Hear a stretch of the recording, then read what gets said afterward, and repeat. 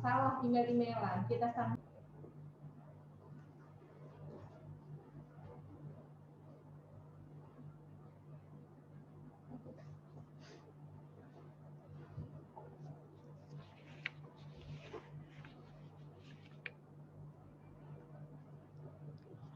Dimulai.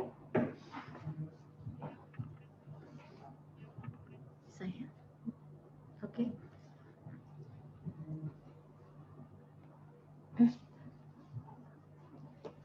Sudah.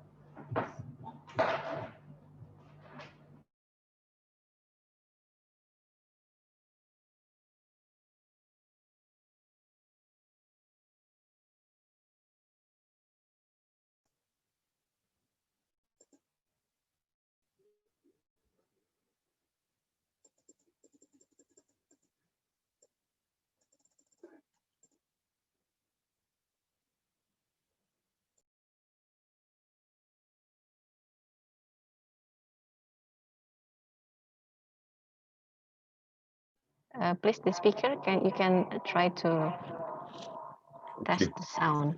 Now, can you hear me? Yes, clearly. Thank you, Mr. Haryo. Sorry. Ya, selamat pagi, Bu. Pagi, Pak Haryo. Gak masuk, gak masuk.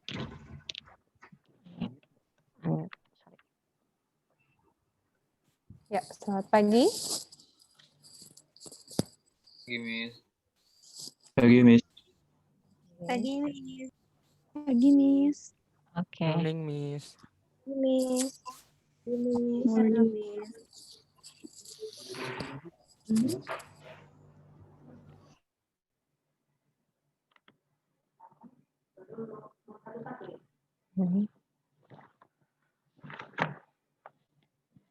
Assalamualaikum warahmatullahi wabarakatuh. Waalaikumsalam warahmatullahi wabarakatuh. Waalaikumsalam warahmatullahi wabarakatuh. Waalaikumsalam warahmatullahi wabarakatuh. Good morning, selamat pagi, Tabib Pun. Ya, Good Bu. morning to you, Pun. Morning. Thank you very much for all the participants and our honorable speaker for today. Today we are luckily to have speaker from University of Malaya, Professor Edmund Terence Gomez. I think he's already here. Okay. Yes, I'm here. Okay.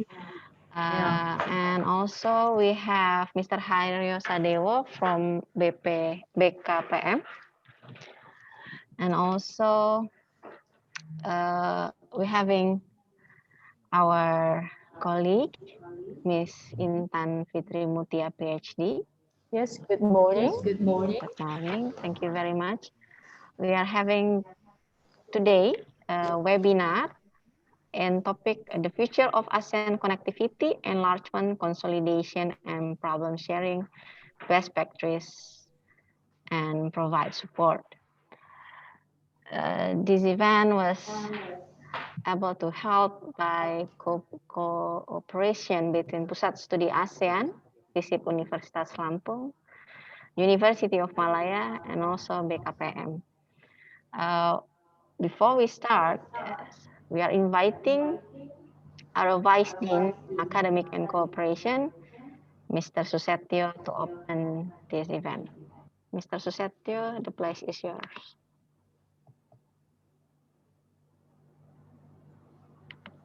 Silakan, Pak.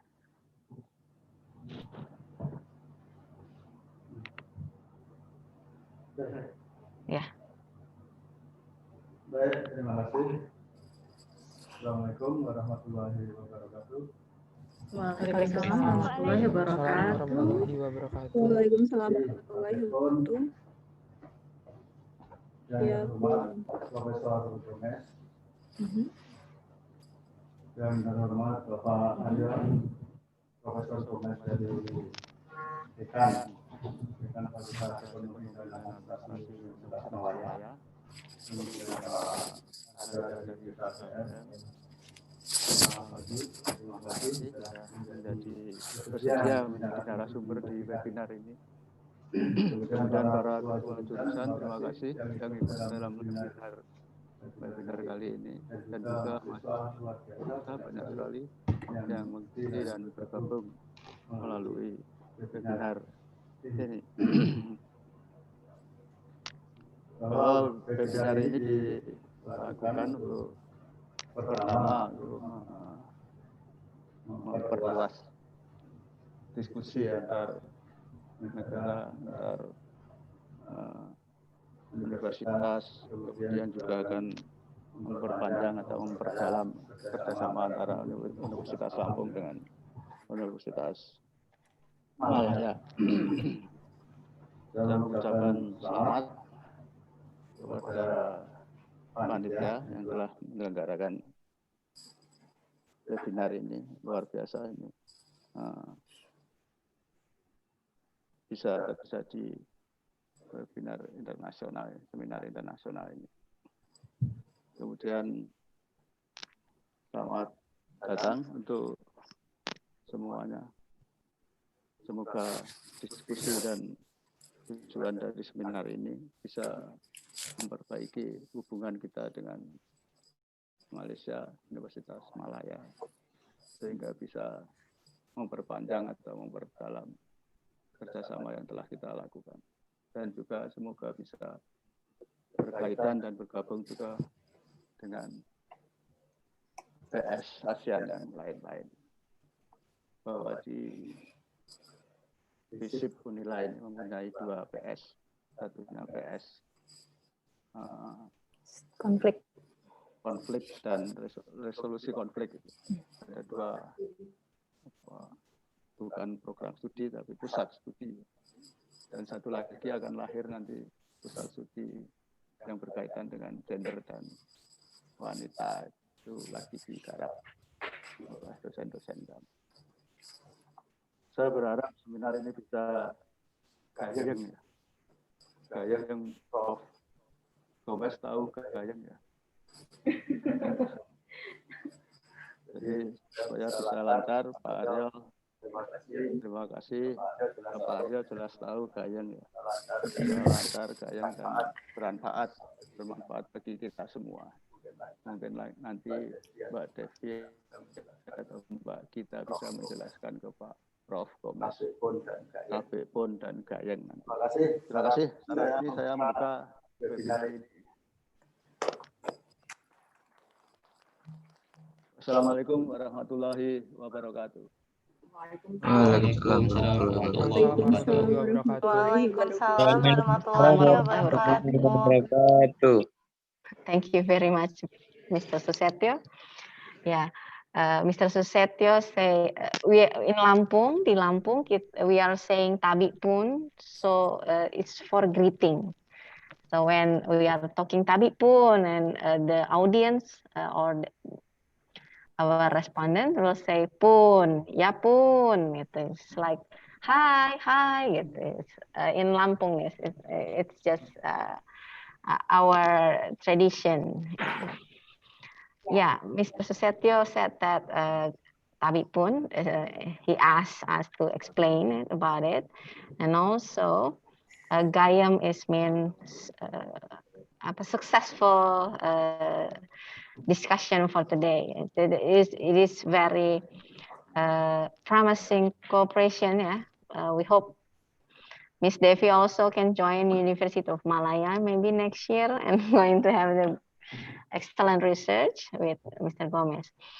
And then I will introduce our beloved moderator for today.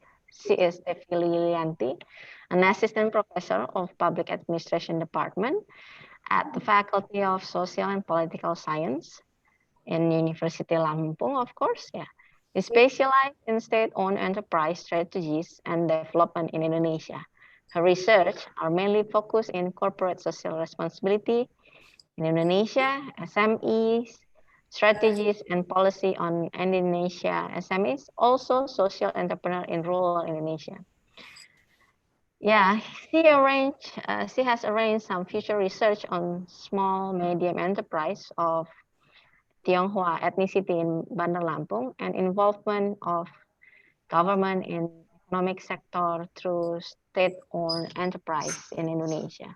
So I think she is a good colleague, a very wonderful colleague to having this discussion for today. The time is yours, Miss Devi, please.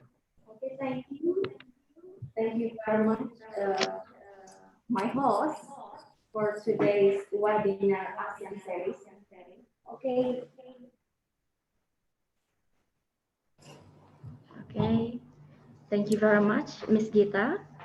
The Honorable Speaker, Professor Edmund Gomez, the Honorable Dean of Social and Political Sciences Faculty, Universitas Lampung, represented by Deputy Dean of Academic Affairs and Cooperations, Associate Professor Susetio, the honorable heads of departments, scholars, and academic community in social and political sciences faculty, Universitas Lampung, the chairman of Asean Study Center, Universitas Lampung, who is also being one of the speakers of today's webinar of ASEAN Studies. Ladies and gentlemen, good morning. My name is Devi Yulianti. I am an assistant professor in Public Administration Department, Social and Political Sciences Faculty, Universitas Lampung. And I'm going to moderating you to the discussion forum held by ASEAN Study Center, Universitas Lampung. I am delighted to welcome you to our webinar in this faculty. Virtually, this webinar was inspired by the significant ASEAN development towards a new and more integrative stage. There was an ASEAN community formed in 2015 with the aims of creating civil society in a peaceful, prosperous environment by dynamic partnership. The formation of this community was based on three pillars. There are political, economic, and socio-cultural pillars. There were some strategies implemented as the efforts to increase the cooperation among ASEAN countries members reflected by those three pillars of ASEAN community. Okay, the political pillar encourage ASEAN community to improve the quality of public service continuously by increasing government capacity and involving civil society in the decision-making process. And then the second pillar is economic. It encourages ASEAN countries to produce creative and competitive products based on their potentials. And the last pillar, the socio-cultural pillar, encourage ASEAN community to overcome various challenges in the fields of population, poverty, employment, community welfare. And it recognizes the culture diversity among countries members and respects national identities for the peaceful and prosperous Southeast Asia region to the future generations. And nowadays, ASEAN, which is a regional organization in Southeast Asia, is focusing to overcome the COVID-19 pandemic. There are several strategies implemented by ASEAN countries to reduce the effect of pandemic. The first, the collaboration of formulating the goals for handling the pandemic by mitigation strategy in the health sector. And the second one, the stimulating economic strategy as the response to economic impact summarized in ASEAN policy brief. And the last, tourism and travel recovery strategy. It is interesting to discuss and formulate strategies as the innovative solutions for states, especially the member of ASEAN states, for maintaining people's welfare through the economic investment by this web seminar with Asean Study Center of Social and Political Sciences Faculty, Universitas Lampung. And some experts with the theme of the future of ASEAN connectivity, enlargement, consolidation, and the problem sharing best practice and provide support. Now, this webinar is covered by various issues and interdisciplinary topics by eminent public scholars and public leaders in government institutions that distinguish in their respective fields and whose work have had a significant impact. This morning, to deliver the ASEAN Study Center webinar, we are indeed on to have some experts who embody to have the quality. There are Professor Edmund Gomez from University of Malaya, Dr. Intan Fitri Meutia is ASEAN Study Center Chairman, and the last, the representative board, Indonesian Board of Investment, Mr. Haryo Sedewo. Good morning. Our discussion will be divided into two sections. The first section is the presentation from the three speakers, and then the second session will be the discussion. BKPM. Oh yeah. Okay. Okay, and then after the speakers, each of the speakers, after presenting their presentation, there will be any discussions, and the discussion maybe it will be divided into two sections and limited to around 5 to 3 per sessions questions. Okay, I am delighted now to invite Professor Edmund Gomez to talk on China's investment in Southeast ASEAN through its Belt and Road Initiative on Malaysia. Professor? Thank you. Edmund Terence, okay. But before we hear the presentation, let us show your bibliography. The CV, the profile of Mr. Professor Edmund Terence Gomez. Please share screen.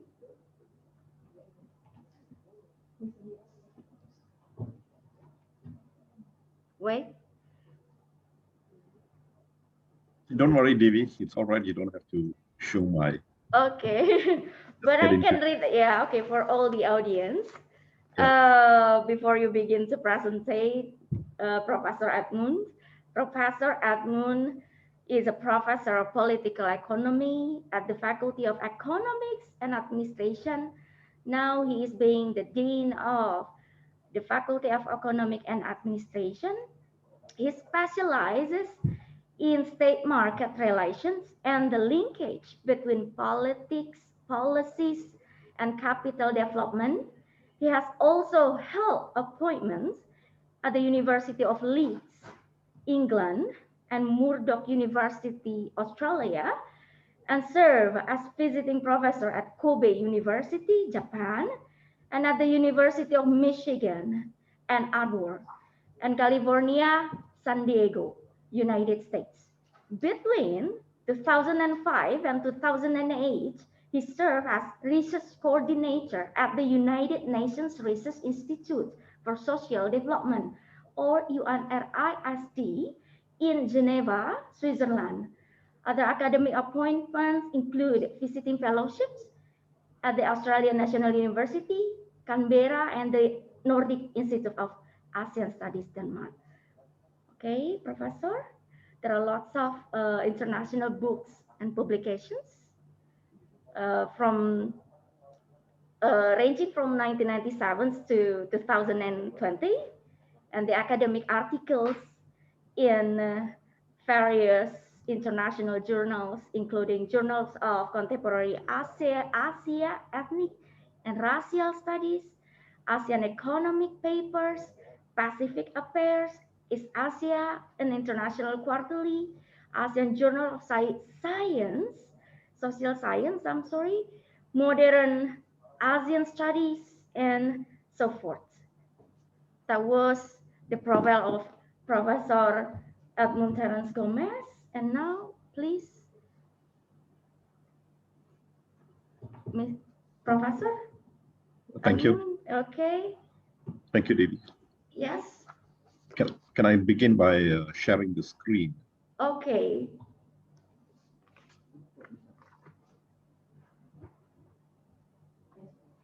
Yes, please, Professor.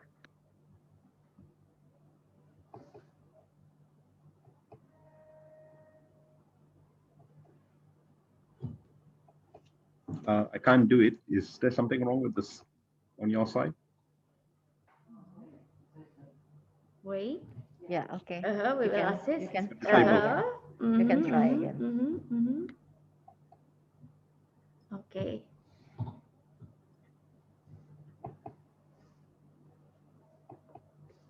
Okay, can you see the screen now? Okay, we can. Okay. China in Southeast Asia.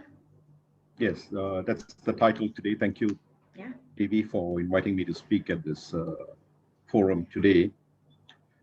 I do understand that the forum is focusing on the issue of ASEAN.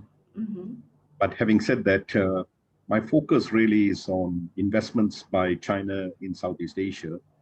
I will touch on Southeast Asian countries, but my primary focus today will be to discuss the outcomes of China's investments in one particular country, that's Malaysia. What I'm hoping to get from this forum is also to encourage researchers in Indonesia to work with me on a project to compare Malaysia and Indonesia in terms of investments into Indonesia too. But first, before I get into that, let me first introduce you to what my topic is about today. The focus here is on what happened in 2013. In 2013, in China, President Xi Jinping took office. And one of his first initiatives after taking office was to introduce a major policy plan, an international policy development plan called the Belt Road Initiative. Since the introduction of the Belt Road Initiative, what has become very clear is that investments into the region has been extremely large. Let me show you this table. If you look at this table, you can see immediately the implications of the investments from China throughout the world. And you will see that investments from China into ASEAN countries has been significant. What this table clearly indicates is that specifically in manufacturing, as well as in infrastructure, electricity, as well, and construction, there's been enormous investments. So the primary focus about China's investments are to promote the industrial sector, get its companies to go abroad and invest abroad. And the second primary area of interest for China has been infrastructure. If you want the manufacturing sector to develop, the industrial sector to develop, it needs power. Power, that I mean electricity supply. Power generation is very important. It also needs proper telecommunications. It needs infrastructure, roads, port services. Now, these have been the primary areas of interest under the Belt Road Initiative. The new phenomenon that I'm going to focus on today is what I call state-state ties. After China began to invest in the region, what we began to notice was this: state-owned enterprises from China have now become a major tool used by China when they go abroad. What has also become interesting is, while state-owned enterprises now function as multinational companies when they go abroad, the president of China has begun to create very close ties with the leaders of other countries, including leaders in ASEAN countries. With President Xi creating close ties with ASEAN leaders, it has allowed or facilitated the entry of state-owned enterprises from China into ASEAN countries. What this has meant is, and I'm going to focus on this quite a bit, this is my theoretical dimension of my study, is that it has led to a sea change, a monumental change in terms of state-business relations. State-business relations is usually about public-private partnerships. But now what we are seeing is, there's been a theoretical shift in the sense that when we talk about state-business relations, It's become public-public, state-owned enterprises working with state-owned enterprises. Now, this is a new phenomenon in the ASEAN region. But I'm also going to make the argument that what we are seeing here is there is a diversity in the forms of investments by China when they enter Southeast Asia. And my focus will be Malaysia. With China now increasing its investments in the region, before I get into the actual investments, I would like to point out that what is very interesting is how China is now overtaking Japan in terms of its investments. As you know, in the 1980s until fairly recently, the turn of the century, the Japanese were key investors in ASEAN. Now you're beginning to see how China has overtaken them. And you can see also in terms of United States, the gap between China and United States in terms of investments is beginning to narrow. And this is also a reason why the United States is extremely fearful of China's rise in the region. Now, having said that, let me come back to my key point, state-business relations. When you look at investments from China and compare them with investments from Japan or from the United States, what you will see is Japanese firms and American firms are usually privately owned firms. The government does not own these firms.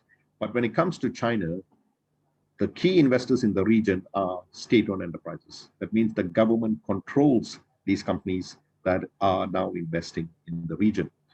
So in the literature, however, when we talk about state-business relations, we are talking about public-private partnerships. And when we look at the literature on state-business relations, there are three models that we like to talk about. One first model is called the invisible hand. The invisible hand means that here, the government comes up with public policies, the public policies are implemented, and the government doesn't interfere in any other way. They allow companies to come, look at the policy, and avail to these policies. Kalau ganggu nggak beli. Okay. The second model under SPRs is what is known as the helping hand. In the helping hand, what we are seeing is the government targets certain private firms, or sometimes even industrial firms. The government targets certain firms to ensure that certain industrial policies that they want to implement gets pushed through. For example, if the government wants to promote the car industry or the steel industry, they will target firms in that sector and support them in lots of ways to get those companies to move up in terms of their technological development. We see this in particular with the government helping firms in the high-tech sector, especially in rapidly industrializing countries like Malaysia, as well as other countries in Southeast Asia, which are now moving up the technological ladder. The main emphasis now is on high-tech firms. The third model, which the government, which the literature talks about, is what we call the grabbing hand. Here, basically what you see is the state is less well organized. The state acts in a covert manner. Here, you see rent-seeking happening. Here, you see a lot of corruption. So the literature on state-business relations will talk about these three different models, and I will use these three different models also in my presentation today. The second issue which I want to talk about in the literature, which is very important, which we need to incorporate here, are two key concepts. The issue of power, structural power. Where does the power lie when investments flow into a country? The literature will tell you that in most cases, the power lies with the multinational firms. The multinational firms, private capitalists, they control capital, so they can put a lot of pressure on governments to open up space for them to invest. And the government or the state is usually subservient to multinational firms. That's what the literature normally says. And that's why you have other issues like corporate social responsibility, because multinational come in and they exploit developing economies. So the concept of structural power, where does it lie? The second point, or the second concept in the literature is this: the institutional architecture. What is the architecture, the public policy architecture, the architecture of the government that has been created to attract companies to invest in an economy? So if the government has a very well structured institutional architecture, which is very good in terms of public delivery of policies that will attract foreign direct investments. So we must also look at the institutional architecture to see how it functions in terms of FDI investments into the country. This is the old literature. The new literature, which I'm talking about, we just published a book on this, is about a new change. State-owned enterprises working with government-linked companies. In some countries, they don't call them state-owned enterprises, they call them GLCs, government-linked companies. In Malaysia, we call them GLCs. State-owned enterprises working with GLCs. In this case, it is not a private firm or multinational privately owned firm working with a state-owned enterprise. Now it is state-owned enterprises working with GLCs, both controlled by the government. So what we are seeing now is what we call state-state relations. Two governments coming together, their leaders deciding on the investments, the leaders deciding which companies should invest, the leaders providing the funding through the state-owned enterprises to invest. So there's no private firm anymore. So what we are seeing here now is these governments no longer are dependent on multinational firms. These governments can now even bypass powerful multinational firms.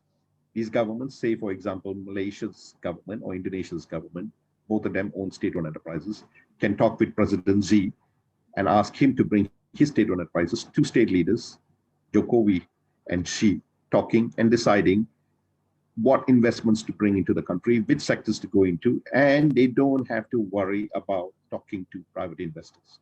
They dictate the agenda. This is a new phenomenon. The government now in emerging economies are not dependent on private firms anymore. So it's this new phenomenon that I want to draw your attention to. This is what my talk is about.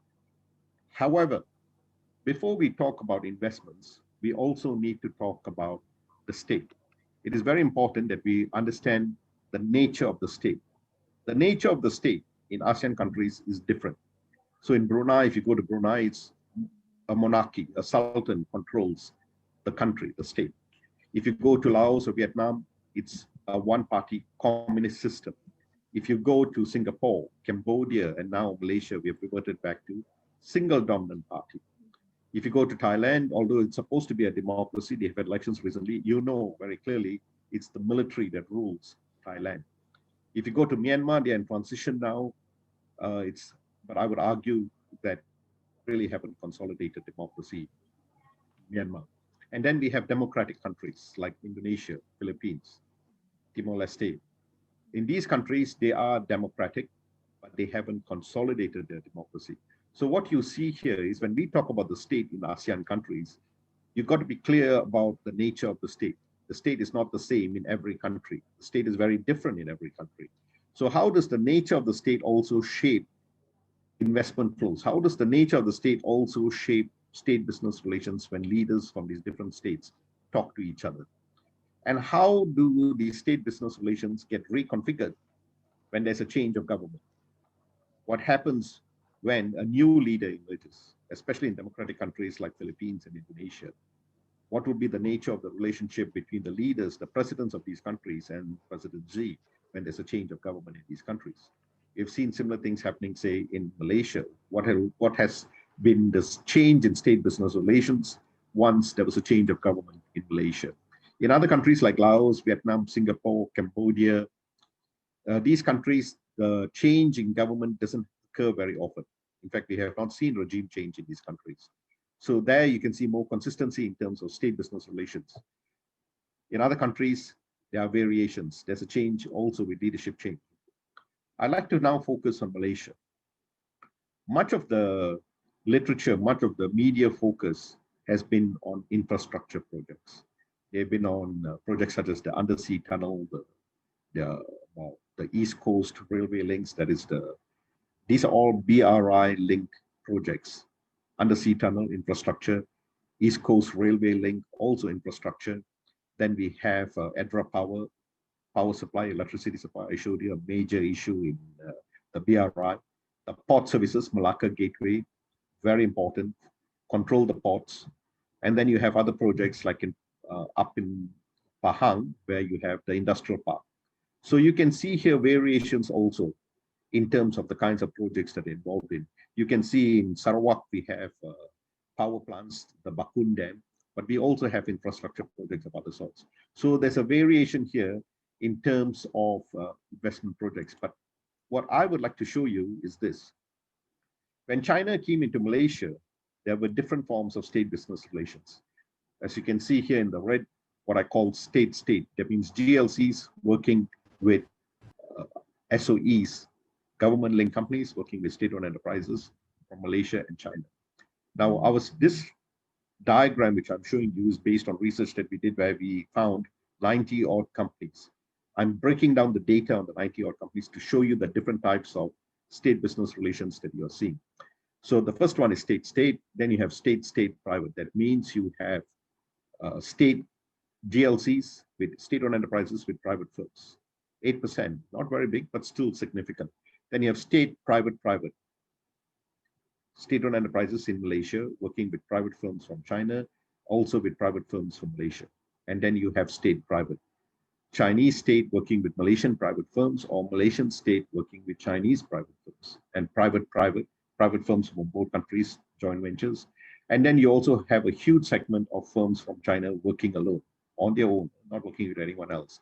So you can see here a variation of state business relations: state-state, state-state, private, state-private-private, state-private, private-private. These are all different types of state business relations that have emerged, all involving firms from China. Now, in terms of the breakdown by sector, this is very important. I want to come back to this. Which sectors are these Chinese firms involved in? And you will see that when it comes to industrial and manufacturing sector, they have a lot of investments. This is the point I made earlier. Many companies, many countries, the literature, the media tends to only look at construction and infrastructure. Yes, they have a lot of interest in construction and infrastructure, as the table shows. 50 odd companies are in construction and infrastructure. But there's also in industrial sector. It shows there's a very productive dimension to this. And when we look at the state-state, they are very much involved in construction and infrastructure, but they're also involved in the industrial sector. So the state has got a mix of sectors that they go into when they form state-state ties. I want to give you some examples of state-state ties. And here, I'm not going to give you that much. I'll just take you through. Here you can see some of the projects which are state-state. That means GLCs working with state-owned enterprises. On your left, you will see red flags. What the red flags means is there's a lot of corruption involved. There's a lot of rent seeking involved. So you can see here in my heading, state-state ties, you see grabbing hands tendencies. That means they are major projects, they are in infrastructure, but there's also corruption going on. Now, this table captures better what is happening. When you have state-state ties, where does the power lie? Who controls the investments? Who dictates the investment plans? And you can see under structural power, it's the executive arm of government. It's the government that is deciding where the investments flow at the federal level as well as the state level. Malaysia is a federation. We have a federal government and we have state governments. And you can see here, it's very interesting that the government, for state-state ties, the power lies with the government. Let's look at state-state-private. State-state-private, you have industrial projects, quite a lot of them, but there are no red flags. In fact, what you see here, as you can see at the top of my heading, a lot of helping hand. The government helping firms to come and invest in this country. So here, what you're seeing is a lot of investments. The Malaysia-China Kuantan Industrial Park, very important project, massive industrial park, a lot of investments. The government helping Chinese firms to come and invest in the industrial park. This table captures it better. When you have state-private, again, much of the power is with the government.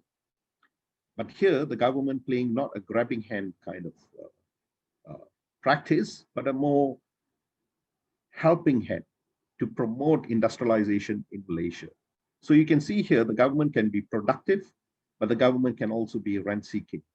The government can be productive in terms of investments in key sectors like the industrial sector, but the government can also be indulging in corruption when they do their investments. So you can see here different state business relations, different types of state business ties, different types of structural power, different types of outcomes. Now let's look at state-private. State-private, again, you will see here, helping hand, no red flags, no corruption. In fact, what you can see here is a lot of focus on very important sectors, digital services. digital services in the digital free trade zone involving Alibaba, a major company.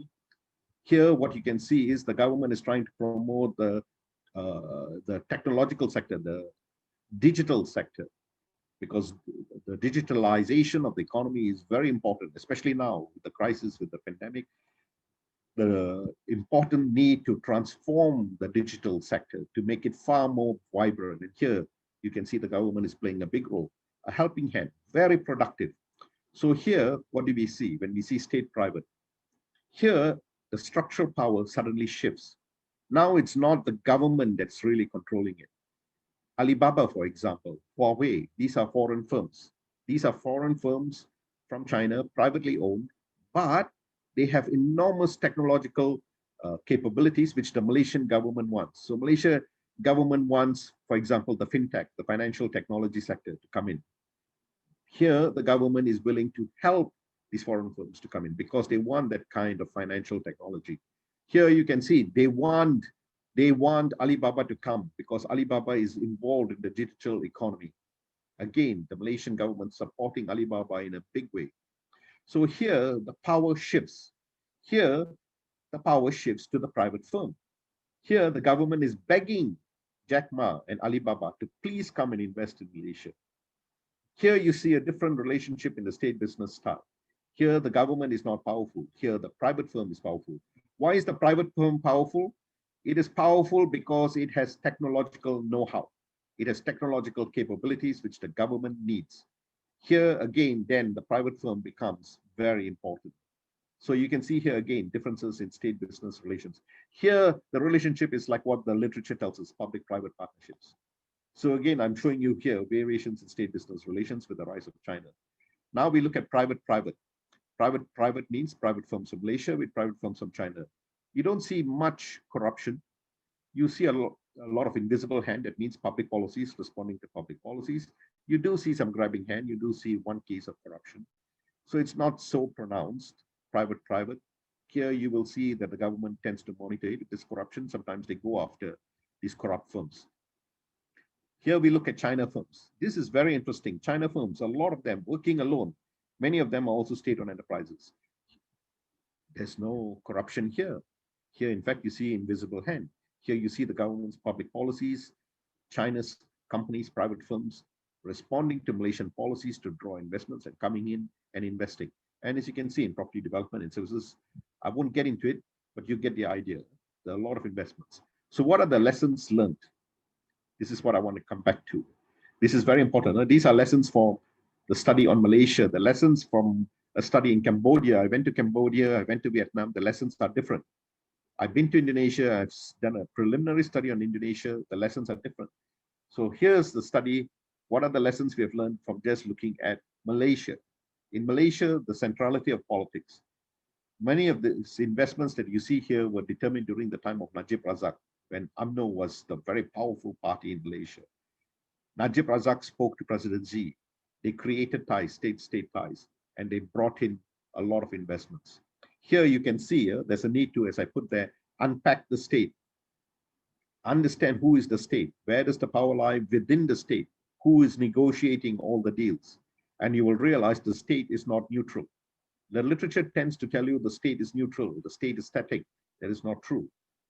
Within the state, power does lie in a particular person or particular party or particular institution, and they can dictate the forms of investment tasks. What is very clear here in these state business relations is very unclear boundaries. The boundaries between government or the state and business is unclear. In the literature on state business relations, public-private partnerships, the boundaries between the multinational firm, privately owned, and the government is very clear. Here, because the government owns the state-owned enterprises, you can't tell. The boundaries are so unclear. There's no arm's length relationship between the two. And what this means is you can see corruption emerging. You can also see productive outcomes if there's a lot of oversight. But generally, you will see a lot of corruption because of these ties. So who decides on the investments? Now, this is very important. Political elites. President Xi talking to political elites and cutting ties. Other leaders from China, from the provinces also at the provincial level, who own state enterprises coming in, So you can see elites, political elites talking to political elites from China and drawing investments that way. It's very important to understand who is determining the investment flows. It can be very unclear until you do a study of the project. In terms of structural power, you can see here also there are differences. The key actors tend to differ from project to project. In some projects, it's the prime minister. In other projects, it's the warlords at the state level, at the provincial level. In some cases, the structural power can lie with the big businesses. As I mentioned, like Huawei, Alibaba. Power can still lie with these firms because they have technological know-how. So where the structural power lies also varies depending on the project that we are looking to. This shows you how complex the situation is. So if you look at sectors, when you look at the sectors, you will see this very clearly. In construction, for example, you see a lot of grabbing hand, corruption. In industrial sector, you see a lot of helping hand. You see less of a grabbing hand. And in terms of services, it's all helping hand. So whether it's helping hand, grabbing hand, or invisible hand, it matters which sector you're looking at. Now, in terms of the institutional framework for policies, what is very clear is the institutional structure. When we looked at the government framework, there's no clear public policy direction. You can see the institutional architecture is not clear. It is not like you have investment institutions in government dictating the investment flows. That was not clear. We have those companies like the Ministry of Trade and Industry, which is supposed to dictate the way in which investments flow, but they are not influential. Why? Because the power is with political elites. They decide. There's little evidence of proper institutional setting to allow entry of FDI into the country in an effective way. That is missing. You can see that very clearly in the projects that we are talking about. There's little coordination between the different agencies. And now my final point, my conclusion. Here, I'd like to stress this. The project that we have just finished, as I said, we've just published a book with Palgrave on this, China in Malaysia.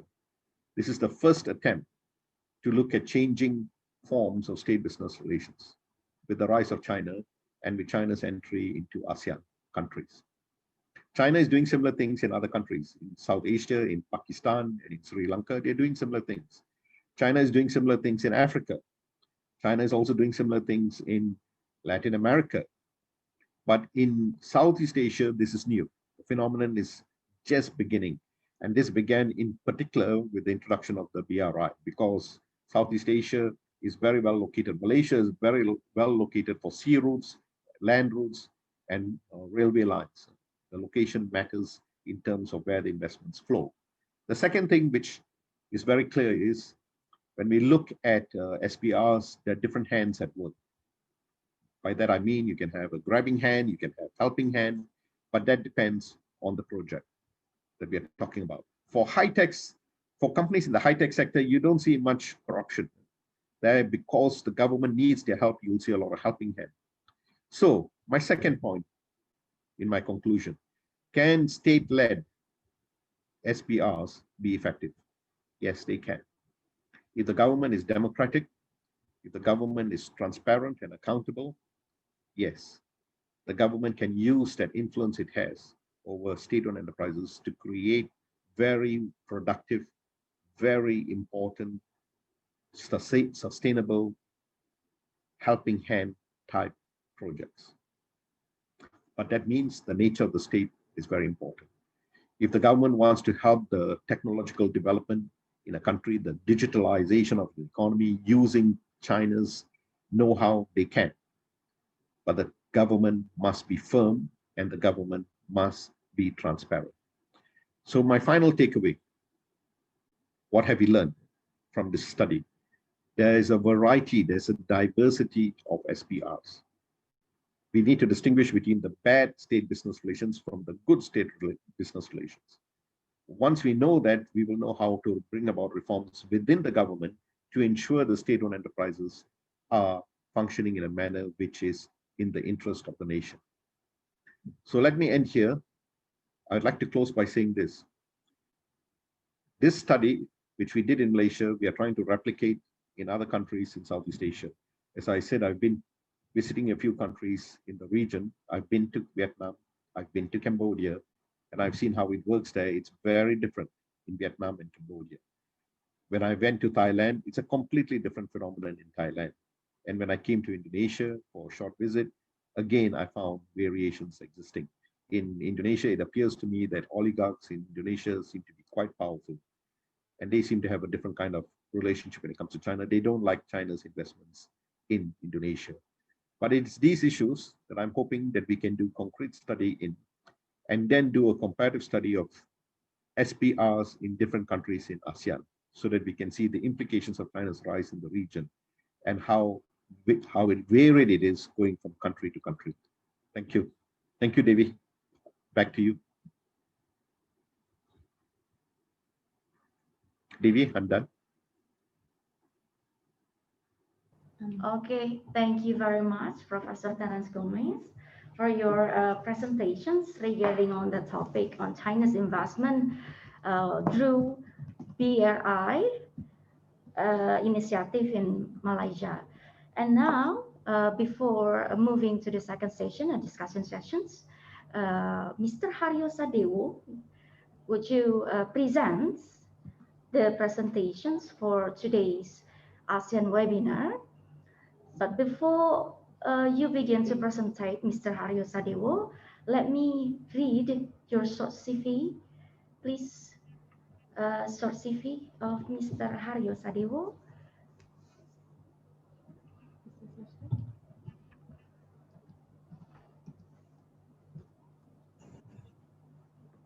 Okay, thank you very much. Mr. Haryo Yudo Sedewo, well, we can call you Mr. Haryo Sedewo. Haryo, Mr. Haryo. Haryo is good. Okay. Haryo is fine. Haryo is good. Haryo is fine. How are you today?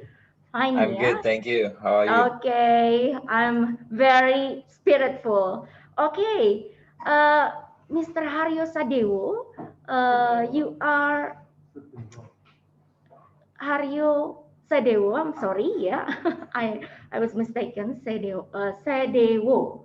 Haryo Yudo Sedewo, yeah. Okay, you are being the Indonesian Investment Coordinating Board from 2010 to present, and Yes. there are lots of achievements or positions or your experience on that board, being the head of section of investment regulations between December 2015 to present, marketing executive for USA Canada region of Indonesian Investment Coordinating Board from 2016 to from March 2016 to November 2016, being the Deputy Director of Indonesia Investment Promotion Center in New York City from November 2012 to November 2015, and the investment analysis from December 2010 to November 2012. Okay, that's your working experience.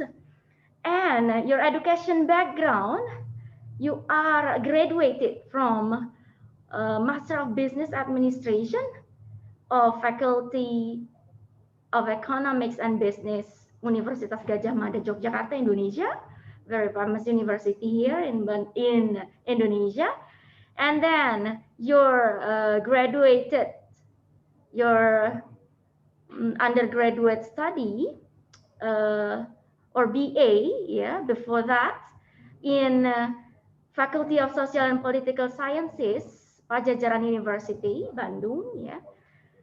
And there are lots of professional certifications, public speaking, fundamental, technique analysis, and leaders in economic development program. Very, very wonderful achievement, Mr. Haryo Sedewo.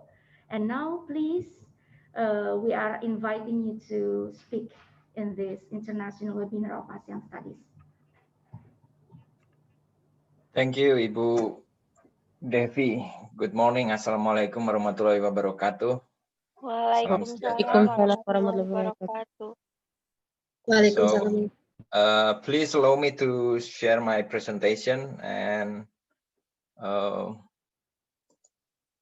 maybe I'm a little bit gado-gado, right? Speaking a little bit English and Indonesian. I hope Gomez can also understand some of the I can understand. Malay Indonesian language, right? I can understand it. Okay, that's good.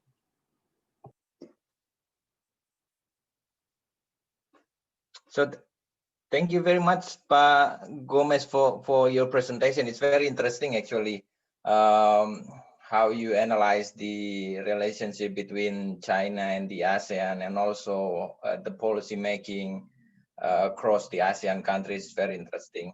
Now I'm going to tell a story from the Indonesian side about the investment policy in Indonesian side, and maybe later on I will also talking about the Asia, the agreement of investment of ASEAN.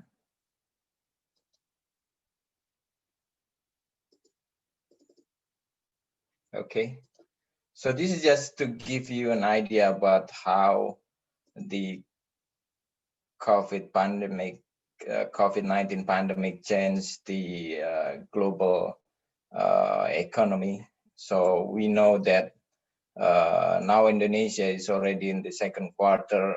The economic growth reached -5.32%, and maybe the Bureau of Statistics will announce that in Q3 Indonesia is only growth at -3%. So basically all the countries, major economics in the world having a negative growth of economy. So what is the impact? Of course, in Indonesia, there's going to be a decrease in trade activity, and also the global FDI is predicted to fall by 30 or 40%, and more than 5 million workers in Indonesia will be affected by the COVID-19 pandemic. This is also some statistics show that the energy sectors and also the tourism sector is highly affected by the pandemic COVID-19. So I think it's happened all across the world, and also especially in ASEAN countries.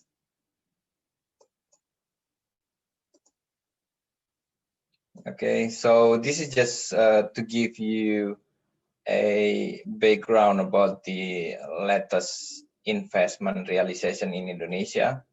So basically, in domestic direct investment, the top 5 sector is transportation, and then construction, and then there's housing, industrial estate, and then the electricity, gas and water, and then the food crops. Meanwhile, for the foreign direct investment, the #1 sector in Indonesia is in metal, and then the electricity, gas and water, and transportation also, and real estate, and then the last one, the top 5 is the chemical and pharmaceutical industry.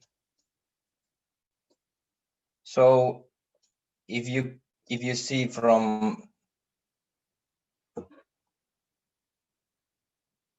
this figure, actually, if you see from the data, yearly data, it's very interesting, because now more and more investor is coming to the non-extractive industry. So we are not focusing on the mining or forestry sector, but now they invest more on the value-added sector in the manufacturing sector. And this is where the investment goes in Indonesia, mostly still in Java area. So the first one, most investor is in West Java, and then special territory of Jakarta, and then East Java, Banten, and then Central Java. So they still most of the investors still prefer to invest in Java area because of the infrastructure. Okay, so if you're talking about the investment in Indonesia based on the country of origin, the #1 investor is actually coming from Singapore, and then the second one is China. So China is aggressively entering into Indonesia, at least during the last in the last 3 years. And then we have Hong Kong and Japan, South Korea, and also others. But please note that investment from Singapore is actually can be also not directly coming from Singapore. So let's say a company from regional headquarters in Singapore and they invest in Indonesia, but it's still counted as investment from Singapore. So this is the complete list. So Malaysia, as you can see here, is still in top 10 of investors in Indonesia. So most of the company from Malaysia invest in the plantation and also mining stuff. So here's the proportion. Investment in Java now account for 50%, 50.3% for all investment coming from outside and also from the domestic direct investment, and the rest of it is outside Java. So we would like to increase the proportion, more investment to go outside Java to distribute the investment. So this is what we are doing now. So basically the government of Indonesia or BKBM, we are focusing to attract the company relocation from China to Indonesia. So from our data, there's at least about 57 companies, US companies in China that would like to relocate outside China. And there's also 39 companies from Taiwan in China that would relocate outside China. And from these companies, there are 7 companies that already decide to enter to Indonesia. And this is also the facilitation that we made already to the existing investor. So even though the investor has set up the project in Indonesia, but they also facing difficulties or obstacle. That's why BKPM step in and help those companies to realize their project in Indonesia. So there's a potential of 708 trillion investment potential to be realized, and we already helping 58% of it, or 410 trillions. This is one of the sector that become the focus of Indonesian government.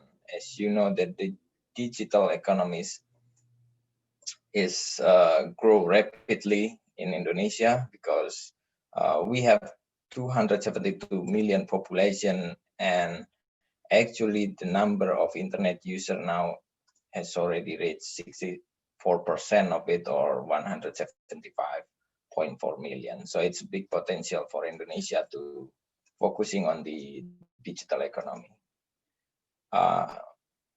During the COVID-19, we realized that it's actually expedite the transformation on the digital economy and also the communication technology like we're having today.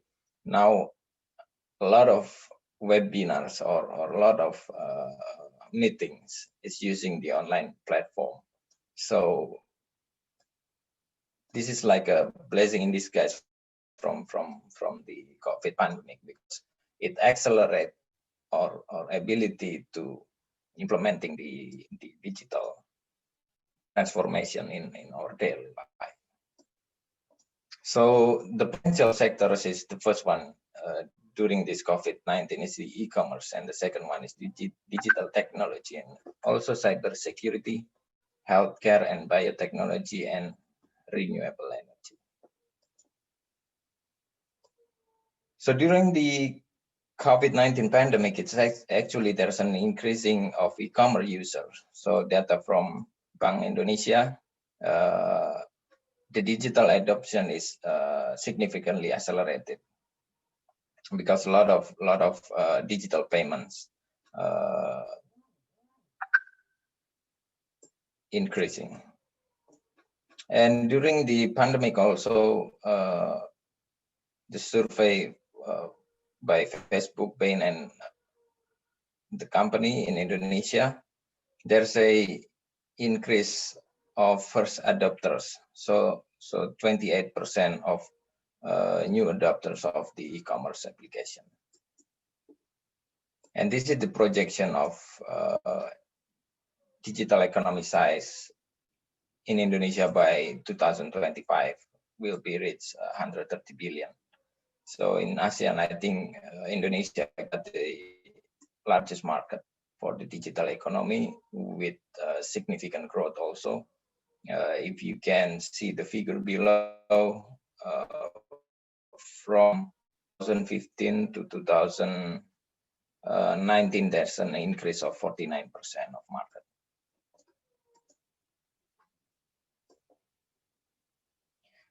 And this is also the increase of digital economy based on each section, which is e-commerce, online travel, online media, and ride-hailing. As you know, that Indonesia now also we have 4 unicorn, which also now present in several ASEAN countries like Gojek. They try to penetrate the market in Philippines and also in Vietnam.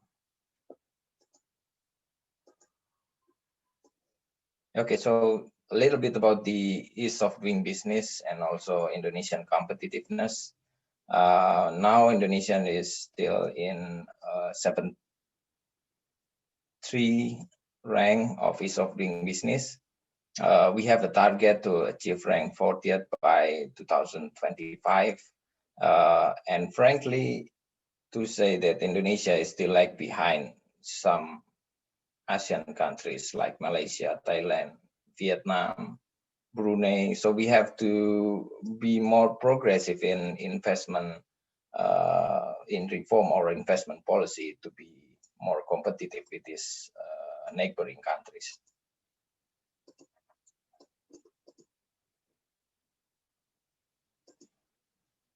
So this is the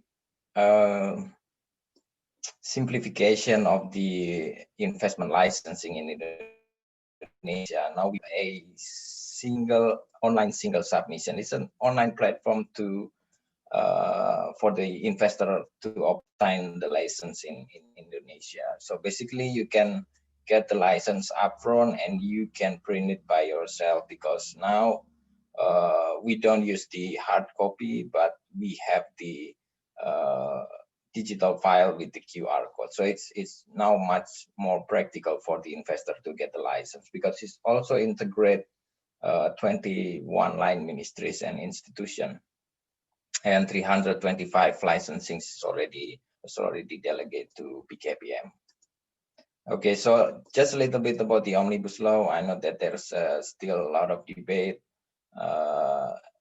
about this omnibus law, but basically from the government side, we would like to simplify the process of business licensing, and also we would like to increase our competitiveness. So omnibus law, basically there's 76 Indonesian law that been revised into a single law. And why Indonesia need this omnibus law is because if we want to revise or reform the law one by one, then it's approximately will take like 50 years. So back again, if we want to increase our competitiveness, a breakthrough need to be made. Of course, there's still some debates about the points on the omnibus law, but basically the urgency of job creation law is to simplify the overlapping policy and also to improve the corruption perception index. And we know also that in Indonesia there's a phenomena of hyper-regulation and also, of course, the high demand of employment. So the benefits of the job creation law is actually to improve the investment climate, and we can also harmonize the policy between central and regional government, and of course to simplify the regulation and creating a fast job opportunity. This is very important because as you can know that there's 7 million people unemployed in 2019, plus additional workforce per year, 3 million people. And now, because of the COVID-19, there are 7 million people also affected. So in total, we got the 17 million people need a new job in Indonesia. So this is also some of the effort that made by BKPM to facilitate the investment during the COVID-19 pandemic. The first one is supporting the company operation, and then we used to give the visa recommendation, but now it already back to normal to the Ministry of Law and Human Rights. And also we try to accelerate the existing investment project and optimize the licensing services. And this is some of the new incentive for investor, like the super deduction tax. So we also learn from best practice in ASEAN countries that some countries like Thailand and Malaysia, if I'm not mistaken, they already give the super deduction tax in advance before Indonesia. So we try to catch up with the same policy also to be competitive. And also we have the tax holiday, the new tax holiday. We expand the sectors into 18 sectors with addition in digital economy sectors. And also the negative list of investment, we try to be more relaxed for the investment. So some of the sector we're trying to open up for not only for FDI, but also for domestic direct investment. So in correlation with the ASEAN, so in this slide, you can see that we already have several FTA on also CEPA, one of it with China, also ASEAN-China FTA, and Japan-Indonesia, and ASEAN-Japan CEPA, and also with Korea, Pakistan, with Hong Kong, Australia. The latest one is Australia, and we also have the Asia in ASEAN FTA. So this is the intra-ASEAN agreement, the ASEAN Comprehensive Investment Agreement, or ASEA. So the evolution is starting from the 1987, where the agreement is only consists of protection and promotion, and until 2009, it consists of the protection, promotion, facilitation, and also liberalization.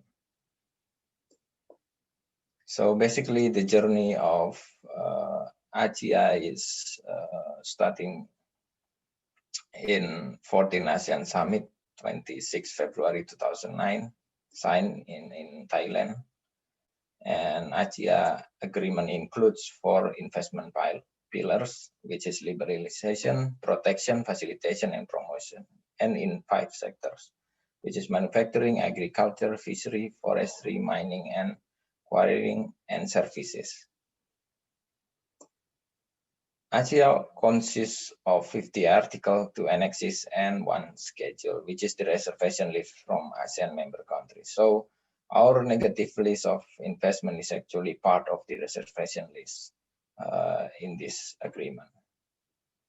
And this agreement already in effect since March 2012. However, we still make some adjustment to this agreement. So there has been 4 times change the ASEA.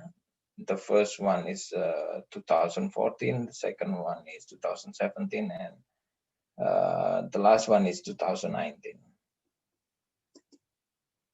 So this is the point of the in 4 pillars in 4 ASEA pillars. Regarding the liberalization is this agreement is to provide equal treatment for foreign investor with local investor, and also provide equal treatment for all foreign investors from ASEAN countries. And it's also required to implement the provision in TRIMS and trade-related investment measure, and should not require foreign investor to employ workers from certain countries at the management level. So basically, the principle of equal treatment for all ASEAN countries. And it's also give a protection for the investor. It's guarantee a fair treatment as well as security and protection to investor. Provide the same treatment to investor, and investor guarantee to make transfer of capital and profit. Expropriation is allowed if for the public interest and there is no discrimination, and compensation is given at the market price. And guarantee of dispute resolution using the arbitration. And this is regarding the promotion. So the development of ASEAN SME and ASEAN multinational enterprises, and all member countries agreed to organizing investment mission with the focus of developing regional cluster and production networks, and also organizing investment seminars opportunity, and exchange information related to investment promotion. Meanwhile, for the facilitation, the countries agreed to creating a conducive investment climate and simplification of investment procedure, disseminating investment policy information, establishment of one-stop investment center, strengthening the investment database, conducting business consultation with the business world. So the benefits of ASEA is actually the first one, investment liberalization, and then the non-discrimination aspect, and also transparency and investor protection and investor state dispute settlement. So I think that's all. I'll stop here. Thank you very much.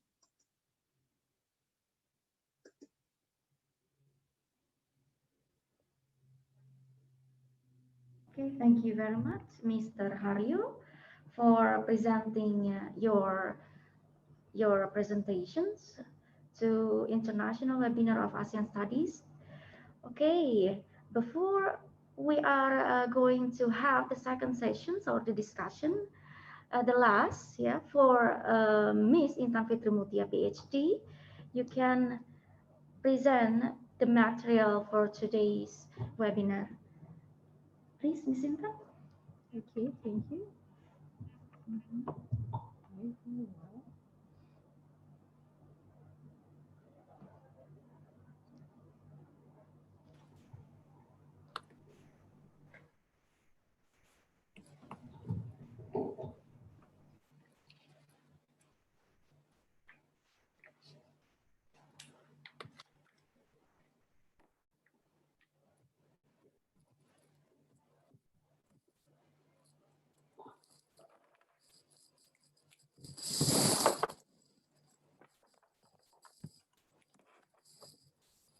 Okay, thank you very much, Ms. Devi. First of all, hello, Professor Gomez, and hello, Mr. Haryo. Thank you for your inspiring presentation. Okay, it's my turn, and I'm going to explain a little bit more about Society 4.0, open government and community readiness. I'm going to describe the situation in Indonesia. What happened in Indonesia? Did we are already on the new concept, Society 5.0, or we're still on the old concept, that Industrial Revolution 4.0? We can see that this is the new concept, new society 5.0 is in here. This is a refinement concept from the before one. The first one is Society 1.0. It's about hunting and gathering concept. Hunting and gathering, it means that people, hunter and gather society. They're searching food. It's in the old century ago. And Society 2.0, it's on agricultural side. They're planting and also gardening.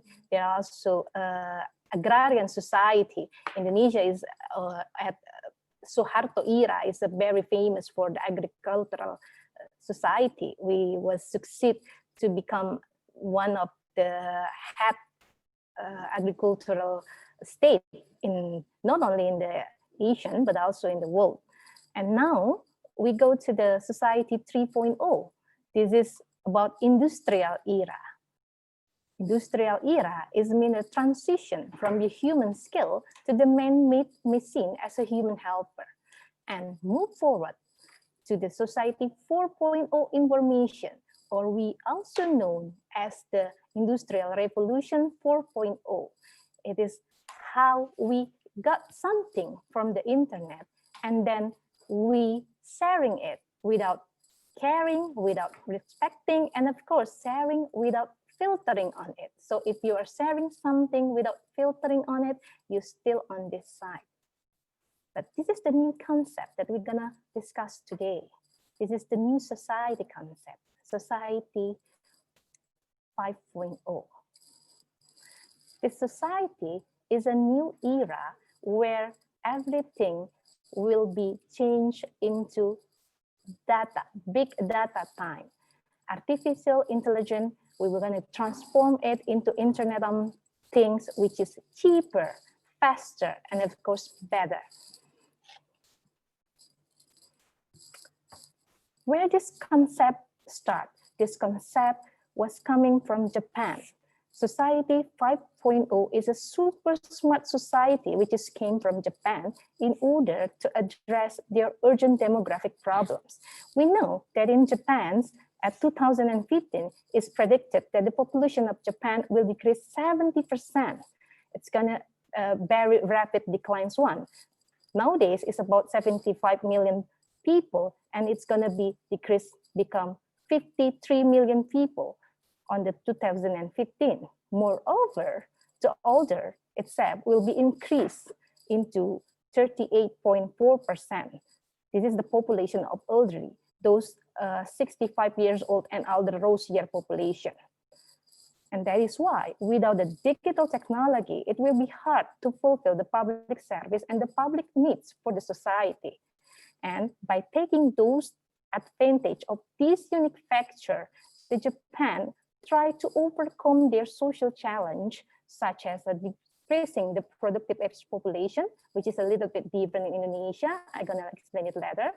Aging of local communities and energy and environmental issue ahead of other nations too.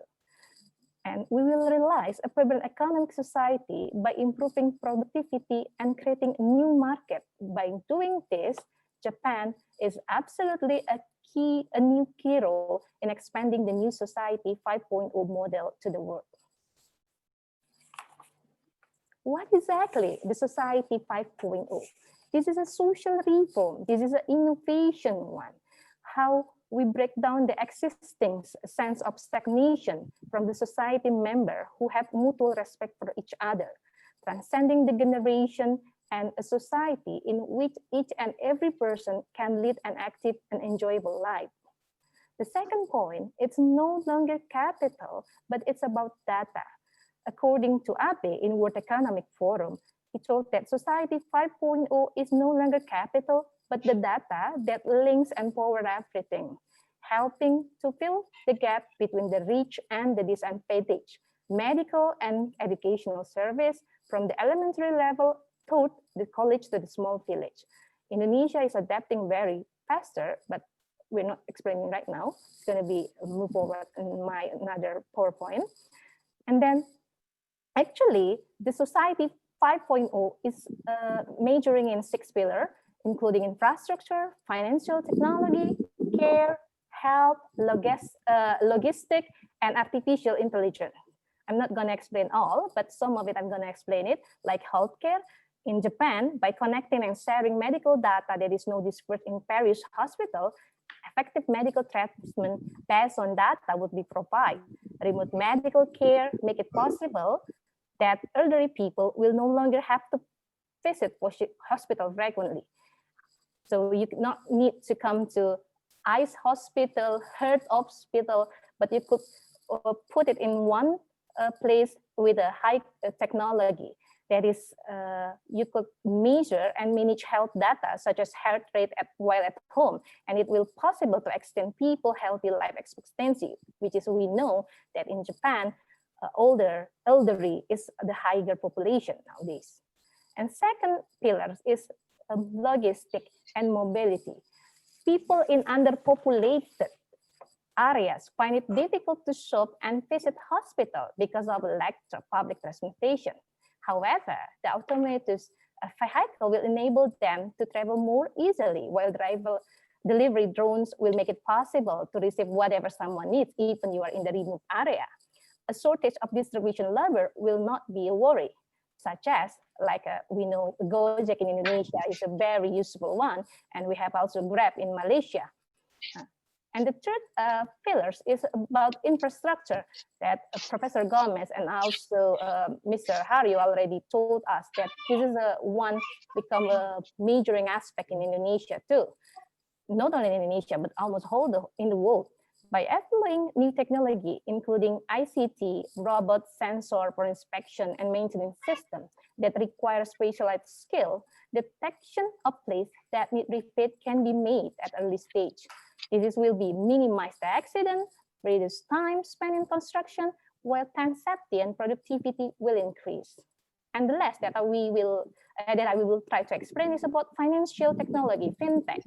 Overseas remittance is burdensome. We know it's a cost a lot, and it also spend a time to pay the bank fee. But blockchain technology will reduce the time and cost while ensuring safety in global business transaction. This is the current situation right now.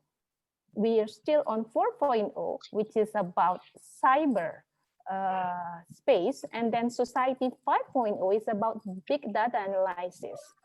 The change from Society 4.0 into 5.0 certainly result in changing the working community, where the Society 4.0 people will access code service database in cyberspace through the internet and search for it, retrieve for it, and analyze information or data by themselves alone. Whereas in Society 5.0, in a larger amount of information becomes sensor in a physical space accumulate in cyberspace. In cyberspace, big data is analyzed by artificial intelligence, and the result of analysis are converted back to the human in physical space in various forms, of course.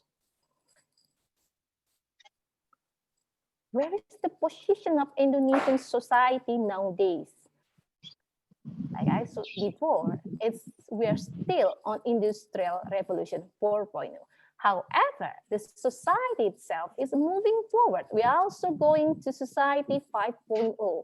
The pandemic pushing us to become a borderless in every activity that we have, not only in health care, but also in infrastructure, logistics, also in education, and so on.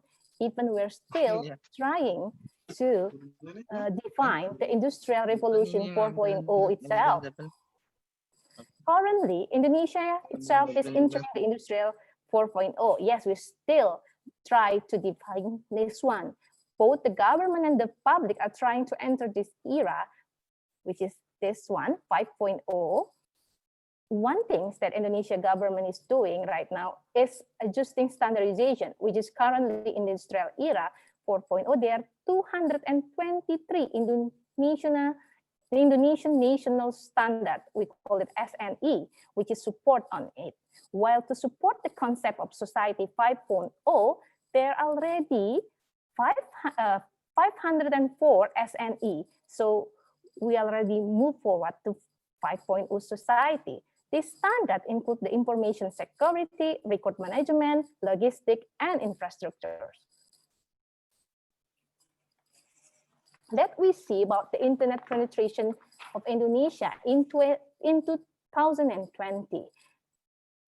We could see that Indonesia is in here. This is Indonesia. And where is Malaysia? Malaysia is in here. Yes. Yes, in the middle. You are right. We're not really high percentages. We're still below a lot of other countries, I think. Indonesia is about 64%, right? In society, 5.0 technology plays an important role in its success. In Indonesia, the use of digital technology itself, especially internet, is included in the rank of countries, even though not really high, in 174 million of people at 64%. Even though the internet access is high, the industry in the field of communication technology is still limited, and relatively few industry already use robots in Indonesia. That was the fact. Digital Transformation Society 5.0 will certainly open opportunities of the creation of new types of work that previously did not exist. But on the other hand, many types of work are replaced by machine. So this has also become a big task for the government to prepare Indonesian society through capacity and quality improvement to have high professionalism and nationalism, of course, so that it has a global competitiveness. If we're going to having a huge investment, of course, we have to prepare our own global competitiveness before. Especially, we have what we call as demographic problem, but mostly the scholar call this demographic bonus. We already know it's already predicted that in 2030 until 2040, Indonesia will experience what we call as a demographic bonus prior. From this slide, we could see that this is the age which is huge population nowadays in 2008, sorry, and it's going to be the productive one at 2040. It's going to become 20 years old and more. So this is the productive age, and it's a really a huge problem actually. This is not the kind of bonus that we should celebrate on, but it is bonus that we should aware what should we facing in the next 20 years more. So it's already told also by Mr. Haryo, we're gonna problem what we call as unemployment rates in Indonesia. However, we could see that in February 2020, the number of labor force in Indonesia was 137.91 million people. And it's going to be increased 1.33 million people compared to February in 2019. This data also already showed by Mr. Haryo, actually. I'm only repeating on. Unemployment in Indonesia, same as like another countries in the world, like USA, or maybe, I don't know, Malaysia, I think it's, they have their own policy, lockdown policy, which is going to be more increased because of the impact of COVID-19, which has increased by 3.5 million people. So that the total open unemployment in Indonesia has reached 10.3 million. However, having a low unemployment rates does not mean the country economic is particularly strong. So it's a kind of problem, but it's not the real problem itself, like Prof. Gomez already told. For instance, Myanmar had only 0.8% unemployment in 2019, but its GDP was $1,408 according to the World Bank. And Nigeria had 0.4% unemployment in 2019, but their GDP per capita is only $555, making it the poorest country on the list. However, Cambodia employed 90.7% of its workforce in 2019. Its GDP is huge. It's about $1,643 in 2019. It's around $4.50 a day, if I'm not wrong. And these countries, which have low unemployment figures in large part because their economic relies heavily on subsistence farming, which is it's labor intensive but seasonal. So it's called unemployment. Sounds like Indonesia and Thailand with relatively healthy GDP per capita, about $7,808 employees dollars, over 30% of its workforce is in agriculture. So the agriculture side, which is a seasonal one, it's decided as unemployment too. And then we're gonna see, it's already told by Mr. Haryo actually, what the government done in Indonesia. They do put some more efforts in making a policy. We know a morning economic policy, and then we got the relaxation of loan policy. They also provide a safety net for informal sector workers, and we have a training incentive program policy, and then we have the expansion of employment opportunities such as cash intensive work for the one that has lowest income. And then the government also tried to provide guidance concerning the protection of workers and laborers and business continuity.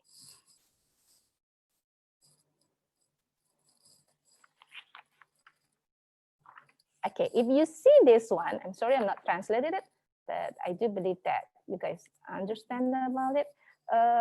During this pandemic, Indonesia and other countries experienced economic paralysis. There were several sectors that we are greatly impacted by this pandemic, such as accommodation and food or beverage, transportation and warehousing, construction, processing industry, and also trade. We could see from this diagram.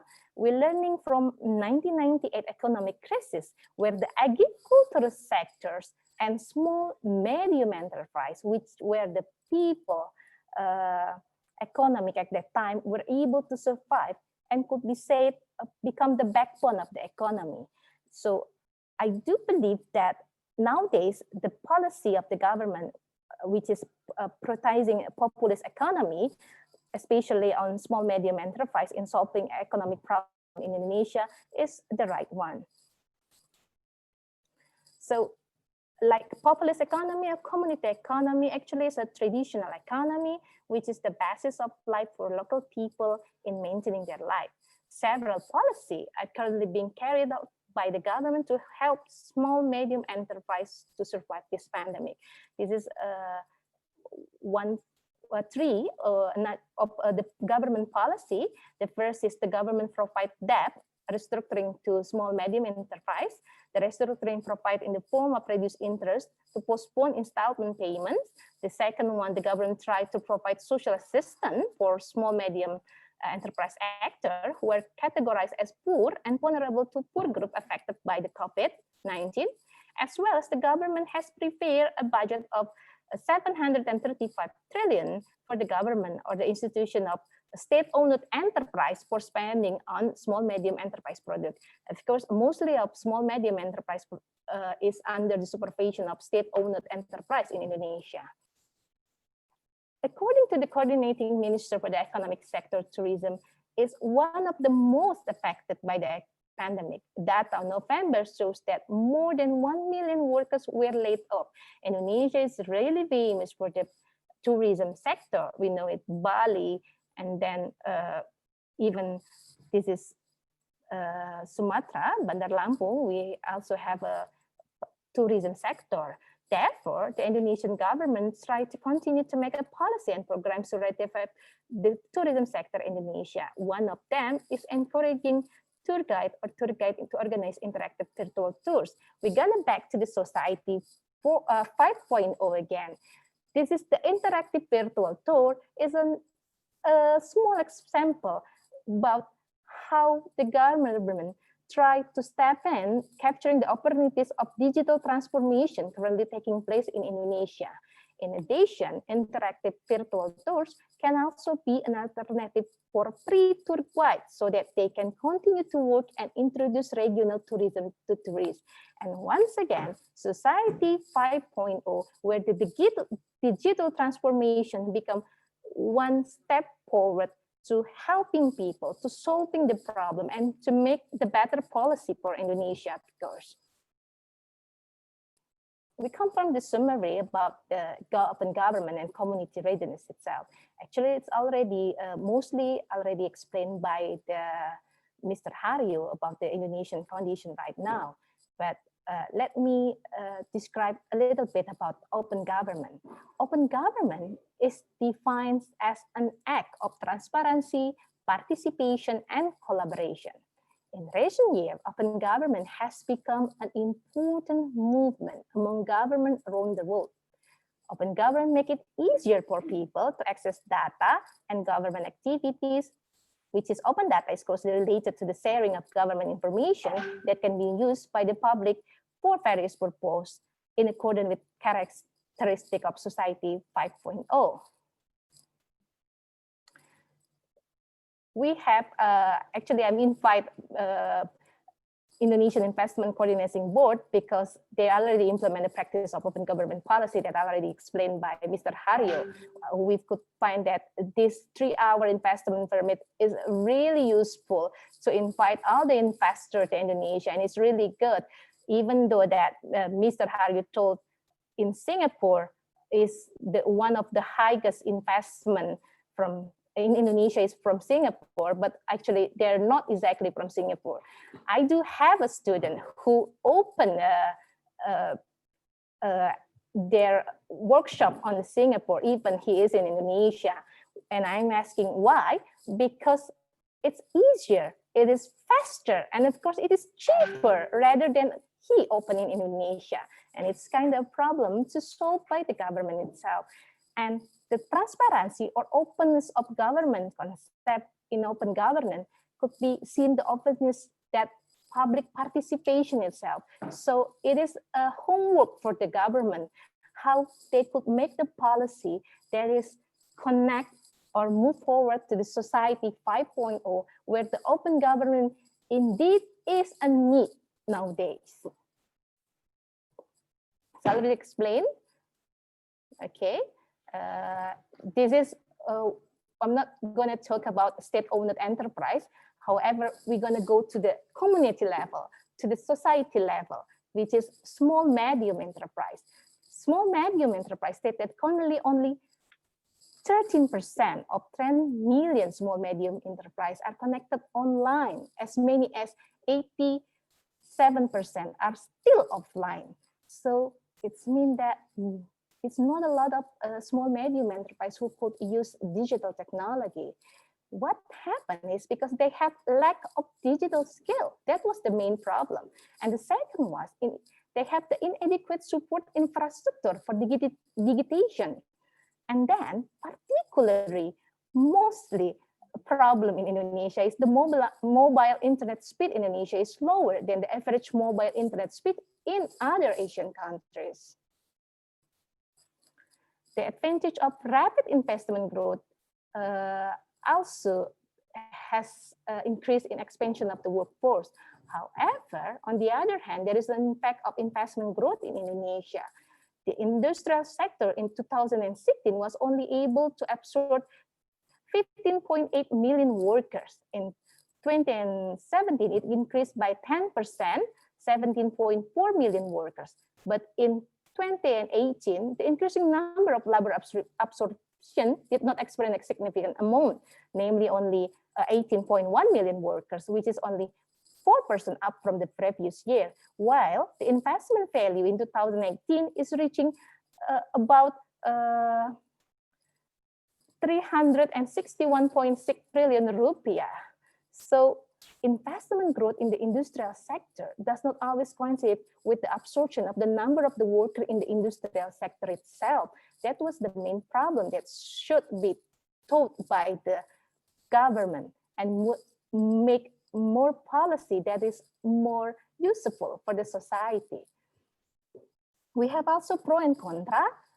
Mr. Haryo also already explained this. There's some, on the society point of view, the policy that made by the government means to control the power of capital of the elite. Policy that are not pro-environmental impact, biodiversity, and even cultural and local wisdom. Several policies in Indonesia are considered not to lead to society and the environment, as happened recently, like Mr. Haryo already explained too, about Omnibus Law, which is according to the government can attract investor, but has received huge criticism in many sectors of the society from how it tried in the beginning of the made of the policy itself, how the formulation of the policy was not received supporting idea from the society itself. Next, development of tourism on the island of Komodo, which is aimed to promote the economic welfare of the community by developing the existing potential in a sustainable way. However, it's still become a polemic in Indonesian society. Luckily, in Indonesia, in 2019, occupies the fourth country as the best country to invest and do business, according to the research from CEO World Magazine, with a score of doing business in Indonesia reaching 84.4. This cannot be separated from the success of state-owned enterprise, which is until July 2020 has invested in the world reaching 17.5 billion US dollar. Apart from investing out, Indonesia is also the object of foreign investor, which is one is China, which is the second largest investor country in Indonesia under Singapore, which is a country with the largest investment in Indonesia. However, like Prof. Gomez told, many people respond negatively to Chinese investment, such as when there is an issue that Indonesia will accept a lot of workers from China. Many people do not agree with Mr. President Jokowi that the government regulation make it easier to foreign workers to enter Indonesia. Meanwhile, we didn't have any competitiveness, global competitiveness of the employment people, of the productive population, which is considered to be able to displace the job of the local community. So it is all. I already explained about the situation. Thank you very much. Ms. Devi, please.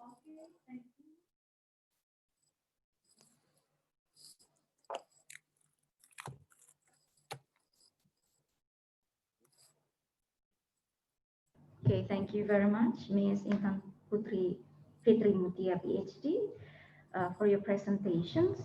But before you present your presentations, I haven't read your CV. I'm sorry indeed, but if you have a CV to be read on this forum, you can share the CV.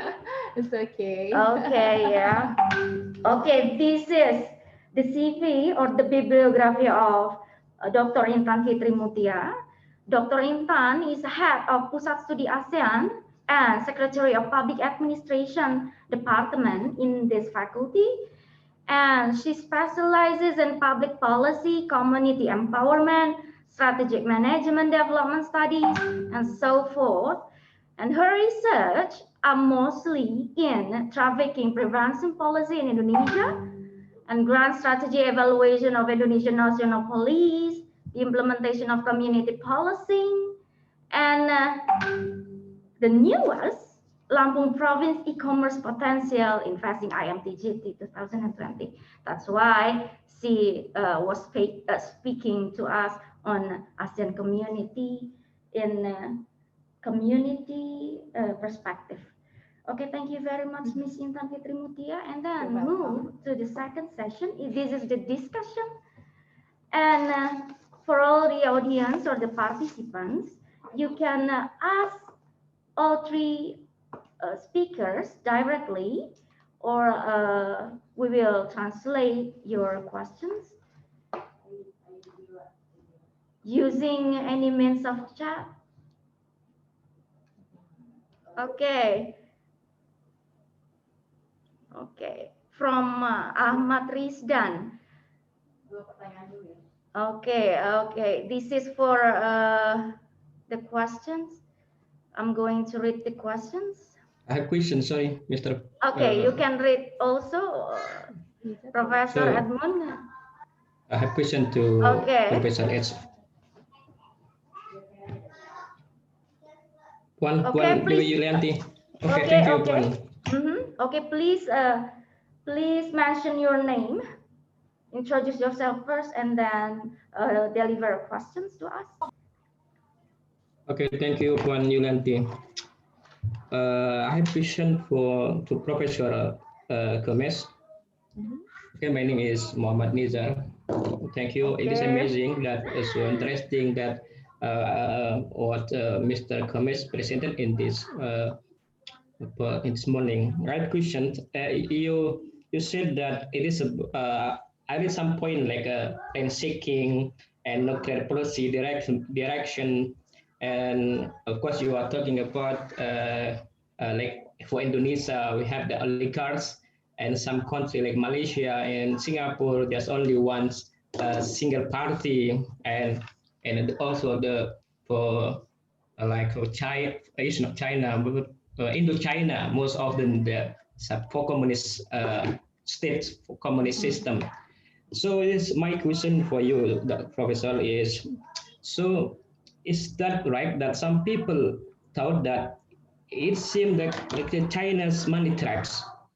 So what ASEAN did with China, like some of our ASEAN countries use the investment just only for manufacturing, and the manufacturing, like you would say, it is close with land shaking. It's a shaking phenomena. And some of the countries in ASEAN is less democratic. Even Indonesia popular as one of the democratic states, but you said that we find that oligarchs phenomena, is that real? It is real. So my question is, so I agree that the China's money trap, it will happen on the future for ASEAN. And the second is, so the democracy future in ASEAN is going down because of the China's what China did, that the cooperation between China and ASEAN. Thank you, Dr. Gomas. It is in line, sorry, with two speaker that our second speaker, they share some FDI that most popular FDI in Indonesia is from Singapore, Hong Kong, and China. And we know Singapore, Hong Kong, and China is one ethnic. Sorry. So it's the same character. So my question is for the second presenter is, what you present at this moment is in line like we face now about the omnibus law. Okay, thank you. Thank you, Puan Devi Yulianti. Okay, thank you very much, Mr. Nizar. And Professor Gomez, would you answer the first question from Thank Mr. you. Nizar? Thank you, Nizar, for that question. I'm not sure I got the question that you posed to me. Let me repeat what you said, what I caught. Okay. Now, what you are arguing is that as far as manufacturing sector or the industrial sector is concerned, is not much rent-seeking. China, in fact, ASEAN countries don't mind China coming into the manufacturing industrial sector because they are low in capacity to promote manufacturing and industrialization in ASEAN. So they welcome it, and China doesn't seem to be worried about transferring technology. The only question is, can domestic firms absorb that technology, learn from it, and then invest in R&D and themselves become active in the industrial sector? That we don't see happening in Southeast Asia. That we don't see happening in Indonesia. We don't see happening in Malaysia. I don't think we see it happening also in Vietnam, Cambodia. Why? This is linked to the quality of education. Yeah. Quality of education does not provide the kind of human capital that can absorb this, can understand this technology, and then have their own innovation to move up the technological ladder. So there's a major structural problem for Southeast Asia if they want to be highly industrialized countries. And that's why the industrial sector, China is not afraid of transferring technology. Now, as far as the oligarchs are concerned, the oligarchs, it's true, what you said is true. In the Philippines, in Indonesia, they have oligarchs. But the oligarchs tend to prefer to be involved in services and in infrastructure. I haven't done enough work on Indonesia. I'm more familiar with the Philippines. So here, what we are seeing is oligarchs don't mind China's investments if it doesn't infiltrate their area. But that's not so simple. It's not simple because oligarchs are very powerful in democracies. This comes to your point about democracy is going down. Oligarchs, because they're so powerful, can fund politicians and capture control of the government. Once they capture control of the government, they can dictate the public policies. When they dictate the public policies, they can channel contracts back. The president will channel contracts back to the oligarchs, making the oligarchs even more powerful. Now, this is where China becomes interesting. If the president doesn't want to work with the oligarchs, the president can use the state-owned enterprises to work with China and bypass the oligarchs. That will strengthen the president's position and make the state-owned enterprises a mechanism to challenge the oligarchs. I see some trends like this happening in the Philippines. I see some trends like this happening in Indonesia. Now, what are the implications on this on democracy? The problem is the funding of politics. Where is the money coming from for the funding of politics? It comes back to the power. Where does the power lie? Yeah. Is the president independent of the oligarchs? Is the president now capable of working with SOEs, working with China to then become a force in its own right to challenge the oligarchs? These are all new trends. And these are issues that we have not studied yet enough. In fact, I'm trying to do more research in this area. This is where we need to collect the data to see what is happening. Because what happened in Indonesia also in the last election, like I said, I'm not an expert on Indonesia. It's very clear that Jokowi has been promoting ties between Indonesian SOEs and Chinese SOEs. Some analysts have seen this as a mechanism to bypass the oligarchs, because the oligarchs then, he won't have so much, he already has problems with the oligarchs, so to bypass the oligarchs, SOEs from Indonesia work with SOEs from China. This is a hypothesis. Is it true? We have to do the analysis to confirm it. The implications of this on democracy, it's hard to say. We haven't done enough work on this to see the implications of this and impact on society. That's why I like Intan's point. What are the implications of all these power elite configurations involving investments on society? Now, this is difficult because we haven't done the work on the ground to do the research in society to see how they react.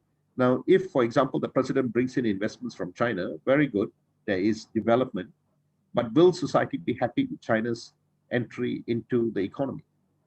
Will SMEs be happy? Will unemployment escalate because China is bringing in their own workers? And will this mean that there will be a backlash against the president of Philippines or Indonesia because of what is happening? So it's more complex than that, and we haven't done enough to get answers into that question. But this is a good question, Indonesia, but it raises, your question raises more issues of research we can. Okay, Thank thank you, Professor. Interesting that land shaking and Right, oligarchy between is behavior the big and problem for oligarchy. Asians. Thank you. Okay. Okay, and then the second questions from Mr. Muhammad Nizar is for Mr. Haryo. He argues that Hong Kong and China, they are the same ethnic. And then, yeah, for another argument about omnibus law regulations, would you give the explanation, Mr. Haryo, for the question?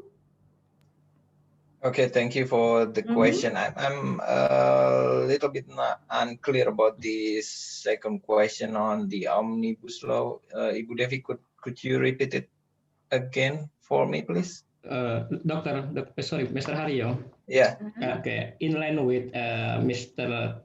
Professor Gomez states that oligarch and land shaking is it's a bigger phenomena in South Asians. So, in your presentation, I got information that one of the top countries is like Singapore. Singapore, like Mr. Gomez said, is just only one single party. And Hong Kong and China. Hong Kong and China is we call it it's no more different. So like authoritarian. So now Indonesia, we face omnibus law. Like in line with Mr. Gomez said, it is in line with what we face now, but omnibus law that some people thought it is has big correlation with some big business that are coming to Indonesia. According to your presentation, we got so many that most of the FDI from Singapore, China, and Hong Kong. Okay, thank you. Okay. Regarding on the investment. Yeah, first of all, if you say that the investor from Singapore, China, or Hong Kong, they have the same character, maybe that is not quite right, because back again, you know that the structure of the company, when you set up a company, let's say in Singapore, the structure, the shareholder of the company could also coming from United States or maybe some other countries in Europe. So back again to the reporting system in BKPM is that we only record the first layer of the company. Let's say the company is established in Singapore, then we will record it as investment from Singapore.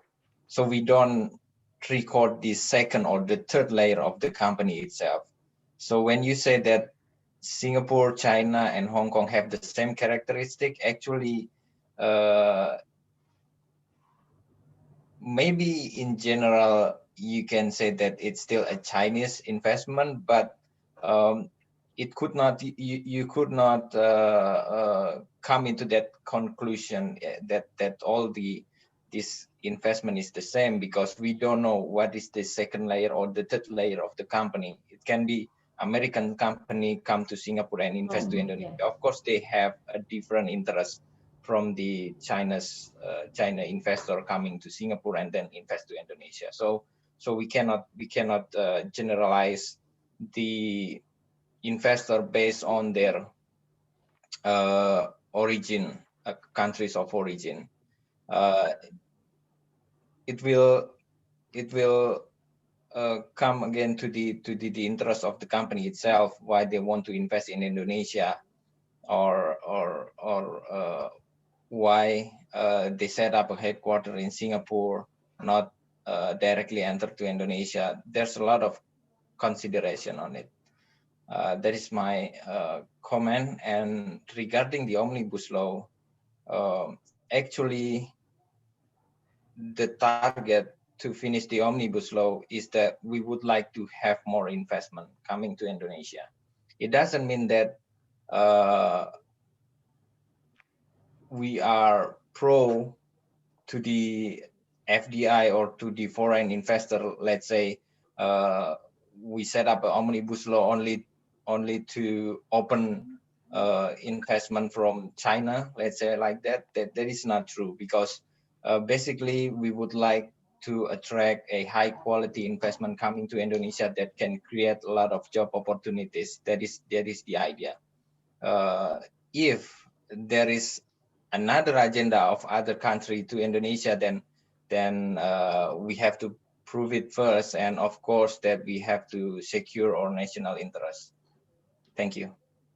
Okay, thank you very much. Sorry, Mr. Haryo, that is mean China, Hong Kong, Singapore. It's the same character. I mean, is they don't care about the democracy, less democracy. It is different like Europe or the United States. They really care about the human rights, about the environment. So they want just only invite, say, and then they don't care about the human rights. They don't care about the environment. It is the point what I said that Singapore, because Singapore is just only one party. It is not democracy. So and Hong Kong, and China, it is what I said. The same character is they don't care about human rights. So it's just invite. They don't care the environment. That is my point. So yeah, I know that they have different political structure. Yes. Thank you. Thank you, Mr. Haryo. Thank you. Okay, thank you very much, Mr. Muhammad Nizar. Yeah. Okay, move to the next question. I'm going to read this from Ahmad Rizdan Ardiansa. He's from Universitas Lampung. His question is, President Joko Widodo predicts economic growth in the third quarter of 2020 to be minus more than 3%.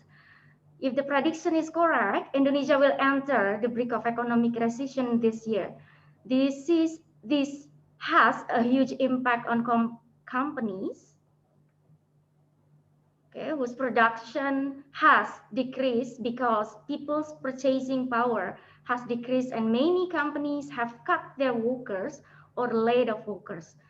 Not to mention the importance of the community. Then his question is, what should he and the community do when the recession is going on to survive? Ahmad Rizdan Ardiansa, are you a student, a scholar? Yes, I bet, yeah. Okay. And then the question is for Ahmad Rizdan Ardiansa. You didn't mention the question is for Professor Terence Gomez. Well, I don't think it's a question for me. Yes, I think it's for me. I don't have that. It is for Miss Intan because of the community. Yes, Yes. Okay. Go ahead, Miss Intan. Okay. Professor Gomez already told us before that we're going to be talking about human capital. It's going to be talking about the quality of education.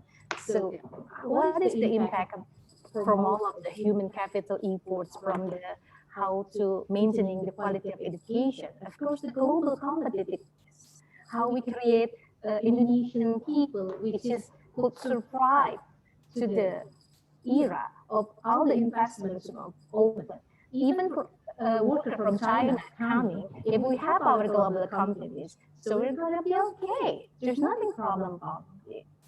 Even like Professor Gomez told us, the investment itself will bring something new in our daily life.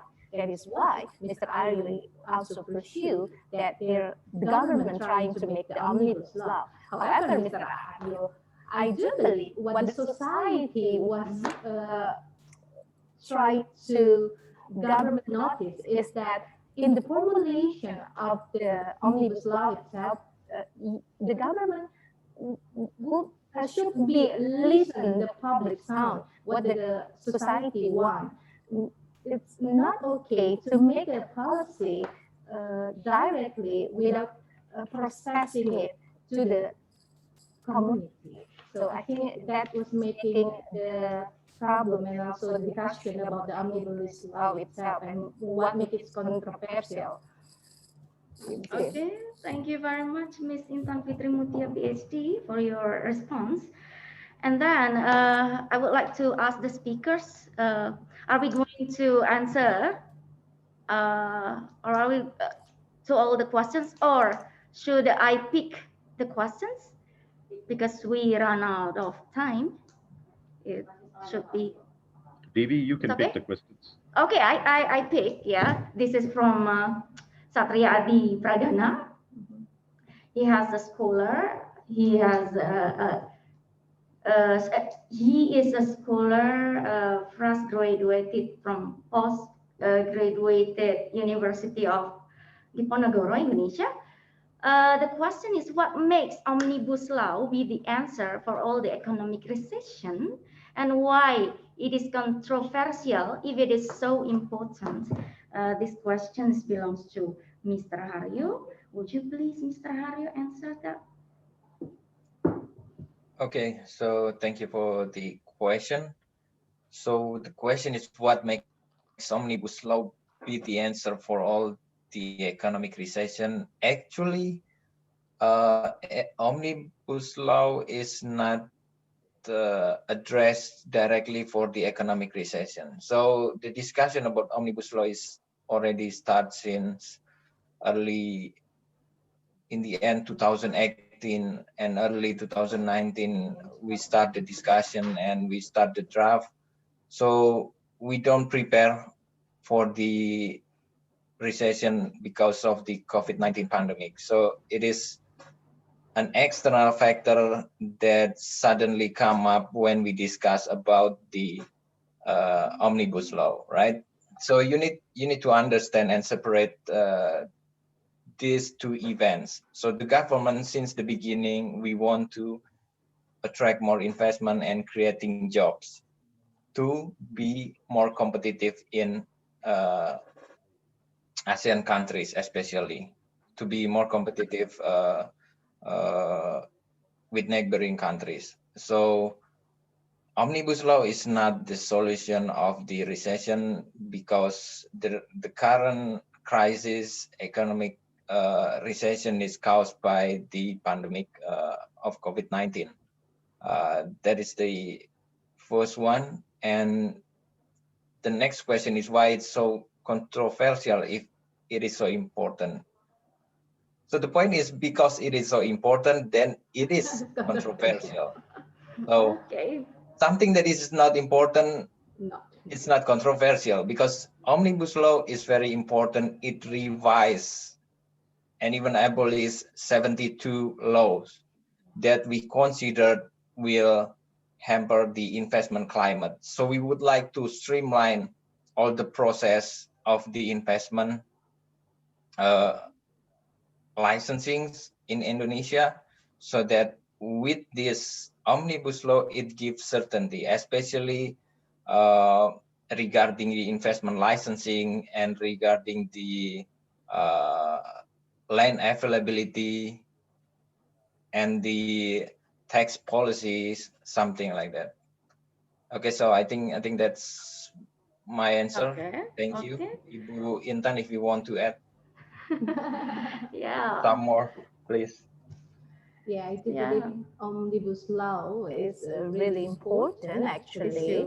If you're trying to see how the investment or how the investor will come to Indonesia and it will bring something new for our daily life, for the society, especially the concept of state-owned enterprise from China with investment with state-owned enterprise from Indonesia. It's really interesting. If we could see maybe about 10 years ahead, we could see the impact of it. However, some of the, not some, most of the people of Indonesia is still in society 4.0. What does mean 4.01? You got the information from the internet, but you're not filtering it. You're not reading about it. You're not trying to stop it sharing without you understand about it. But the society 5.0 is getting the information and analyzing the data. So you will know what is the meaning of the Omnibus Law, what inside on it, and what the government tried to pursue to the society of Indonesia. So I do believe if we try to accept it, however, I do complain about the formulation policy from the Omnibus Law itself, because the participation of the society in the population fact is really low. Thank you. Okay, thank you so much, Ms. Intan Fitri Meutia, for the response. And we're going to read another question. It belongs to the students. Her name is Ega Putrina from Public Administration Department. The global COVID-19 crisis has greater the worst global economic recessions since the Great Depressions. It's natural to expect that many of the development targets outlined in SDGs goals to be achieved in 2030. Will it be affected? So what is the best strategy that ASEAN countries supposed to do? Okay, Ms. Intan could answer that because she is. I think it's not only in the Asian countries, but almost all countries in the world.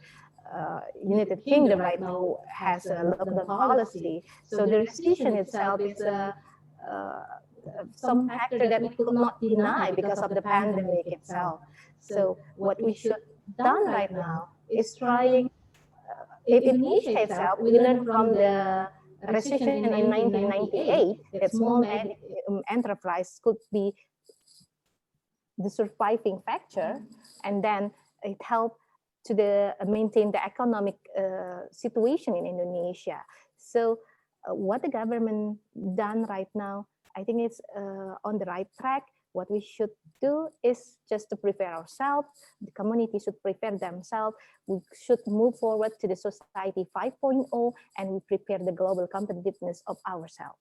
That's, I think, the best strategy. If we're when hearing for the government side, we could hear from Mr. Haryo, and we could take an example from Prof. Gomez, I think, from another Asian countries study.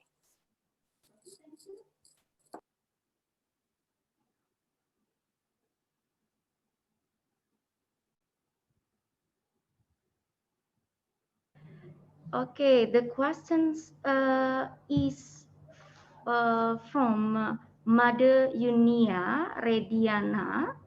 What is an example of implementing the right? What is an example of implementing the right policies to solve the problems of state-business relations that occur? Okay, it belongs to Professor Terence Gomez. Would you answer the question from Mother Yunia, please?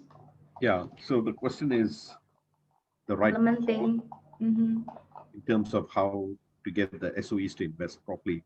I don't think it's a policy issue. It is an institutional issue. It's a governance issue. Yes, policies are important. Policies will dictate what sectors of the economy the government wants to go into. And yes, the government can instruct SOEs which are in that sector, as well as SOEs which are in the financial sector, to finance those investments. But what is important here is how the SOEs are used. This is why I brought up the issue of the institutional structure and the coordination between SOEs, as well as between ministries and the SOEs. If there's a proper coordination, there's a proper flow of information, if there's transparency in decision making, and there is also transparency and credibility in the implementation, then things can work out quite well. The government, for example, can get SOEs to work with SMEs. That is important, including through the procurement process, including through subcontracting and outsourcing. That way, the government can use the SOEs to develop SMEs. That is a policy issue. But the SOEs must also be capable of selecting the right type of SMEs with the capacity to take these contracts and then to grow from it. Because the government cannot always be giving out contracts to SMEs. It will lead to a wastage of serious resources. So to answer your question, it's not just about policies, it's also about the public delivery system. How can the SOEs be used to deliver the public policies? If the government can get it right, the SOEs can play a big role to help the government implement policies in an effective way. It's not so easy to do that. In fact, I feel the governments are not thinking carefully enough about how to use the SOEs properly. government is not thinking about its institutional architecture to ensure the implementation of policies to the SOEs benefit society. There are a lot of things that need to go into doing this. The government must pay a lot of attention to reforms about how it's doing this to ensure it's done properly. Thank you, Baby. Okay, thank you very much, Professor Terence Gomez. And I think we have two last questions. The first one from Fitri Cia Agata and then Nopan Pasa. But I'm going to read the first one. As one of the people who understands about the economy, what do you think, sir, about economic development in Indonesia? Are all the policies that have been created in the right sector? Then will the impact make the Indonesian economy increase or will it decline? Okay, Mr. Haryo, Indonesian Board of Investment, would you answer the question? Yes, thank you. It's very interesting question, actually, how we evaluate the policy, whether it's right or wrong. So there's a saying that during a bad time, we make a good policy, and during a good time, we make a bad policy. So that's why we create the economic crisis somehow that repeatedly, like 10-year cycle or 20-year cycle of economic crisis. But it's interesting, and it's what we call as cost of policy, right? Because when you take the policy now, you don't really know whether it's right or wrong after you evaluate, let's say, 10 years later. So we make a decision today based on what we think is the best. But when we evaluate 10 years from now, maybe it's a wrong decision. So a simple example is like when we want to decide whether we are going to lock down the country because of COVID-19 or we are not going to lock down the country. So we don't really know which one is the best policy. What we're trying to do with all those assessment to come up with the best option available. So it's very interesting question, I think. So in the investment sector, let's say after the economic crisis in 1999, Indonesia are more open to foreign direct investment, and it's significantly increased the capacity and the capability of this nation. Now we are already members of G20 countries, and it's very good policy actually in the past that we've been taken. So again, from time to time, government always evaluate their policy. That's why, as you can see, that we have the negative investment list that we always evaluate at least in 2 years to make sure that the policy that already made or implemented by the government is still suitable with the current condition. I think that's my answer. Thank you.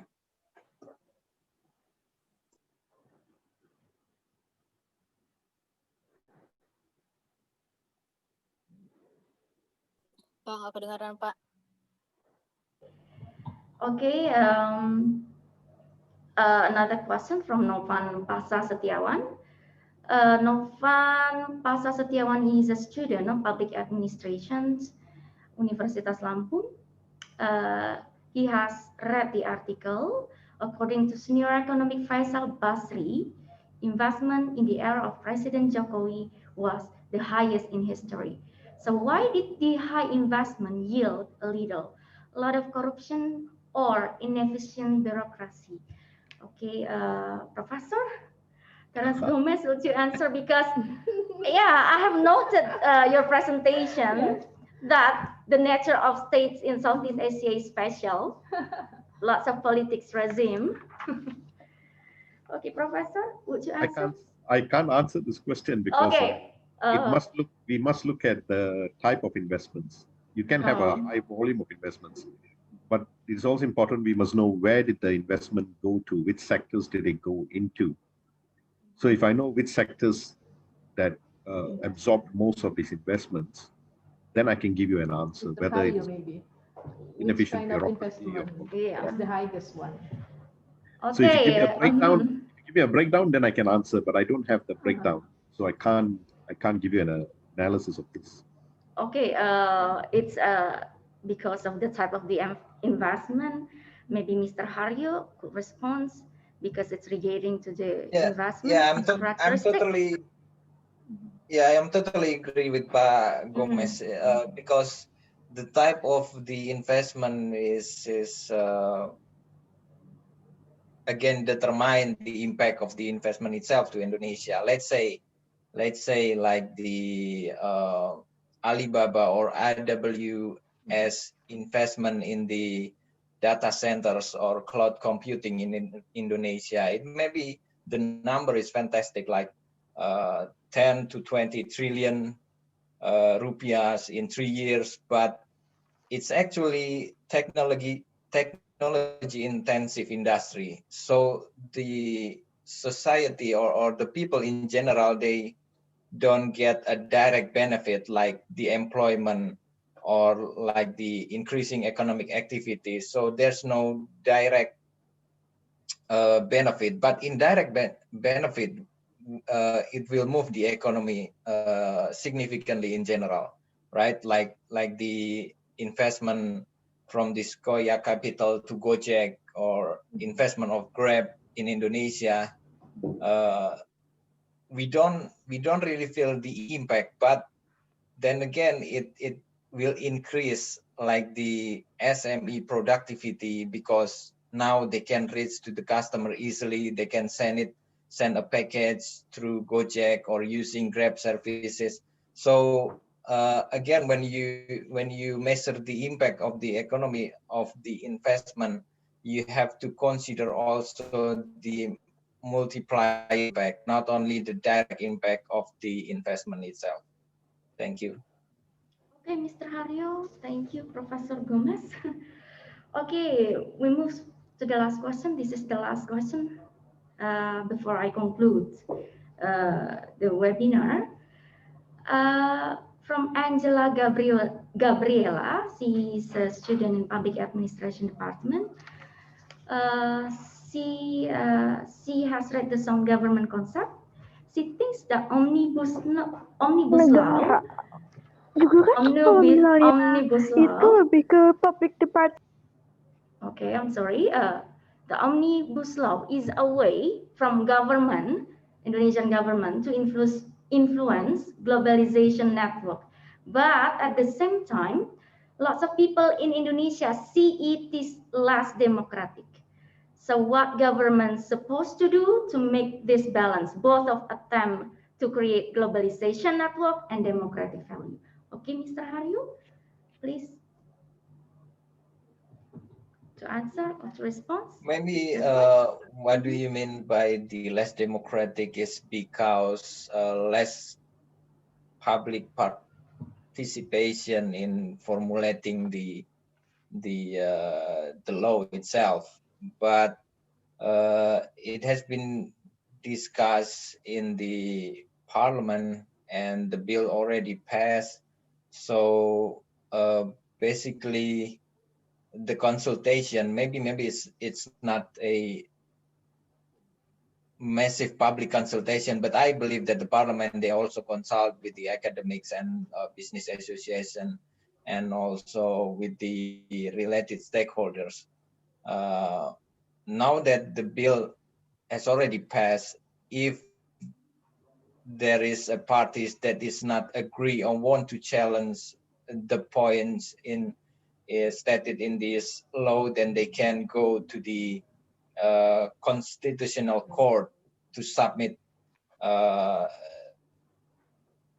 their points. So it doesn't mean that there's no democratic session in this country by issuing this law, but then again, maybe from the government and also from the parliament, there's also a lack of socialization or communication to the public prior to the formulation of the bill. Okay, thank you, Mr. Haryo. And then I have a question to Mr. Bonus. The answer only say yes or no. No, the answer only say yes or no. Okay. Okay, Mr. Muhammad Nizar. Okay, thank you. Directly. Okay, thank you. I just need answer only just yes or no. Well, I agree with you that the law or the policy is not about about how the product delivered to the public and how about the response of the public is in a democracy. Why? Because we know from the political who get what and how. You know, and who get what and how, and liberal perspective believe that state or the people need law how to minimize like some conflict. And question for you, the professor, is that happen in some countries in South Asia, like Indonesia, where we have omnibus law, and how about some countries in South Asia? Is that happen or only just in Indonesia, or some countries in South Asia also have the same issues? So they make a law, like the policy. Thank you. Yeah, thank you. The question that you raised is very important. It's how do you deliver the public policies? That's important. And second, who gets access to the public policies? Who gets access is very important. If there is rent seeking and corruption, and when you deliver the public policies, it goes into the hands of people who do not use it productively, then you get issues of wastage. If it is selectively given to people, then you have corruption. In both cases, there will be no effective or productive employment of the public policy. That's why the policy then becomes ineffective. The policy can be very good, but because you channel it to people who do not use it productively, then it will lead to wastage. That's why the issue of transparency and accountability becomes very important. That's why in the institutional architecture, there must be checks and balances to ensure that when the public policy is made, it is channeled to the right companies, to the companies that know how to take these policies, the incentives, and use them productively to bring about economic growth. Now, that is not happening in most countries. It is also not happening in many Southeast Asian countries, I would argue. One country that seems to be doing it better is Singapore. Singapore seems to be doing it better because there's a very strict enforcement of anti-corruption in Singapore. But I do not see that happening in Indonesia. I do not see that happening in Malaysia. I definitely don't see that happening in Cambodia. It is not happening in Vietnam. But Vietnam still seems to be able to register growth. Now, the question you may ask me now is, why is it that in spite of these problems, we still have growth in Southeast Asia? Why is Southeast Asia still growing so well, including Indonesia, which is projected to be a major economy by 2030, among the 5th largest economy in the world? This is because in Southeast Asia, the growth has been driven through foreign direct investments. Foreign direct investments, companies coming in and investing here in Southeast Asia, have been the main drivers of growth in Southeast Asia. This is not the case in Japan, Korea, and Taiwan. In Japan, Korea, and Taiwan, they are very dynamic enterprises, big firms and SMEs, and they are the main drivers of growth. You will not find a large number of very dynamic firms in Indonesia, in Malaysia, even in Singapore. In these countries, what you will find, the major firms also tend to be state-owned enterprises. So there's a difference. The most dynamic firms in Taiwan are SMEs. The most dynamic firms in Japan are the Shaibos, large private firms. The most dynamic firms in Japan are the Keiretsu type companies.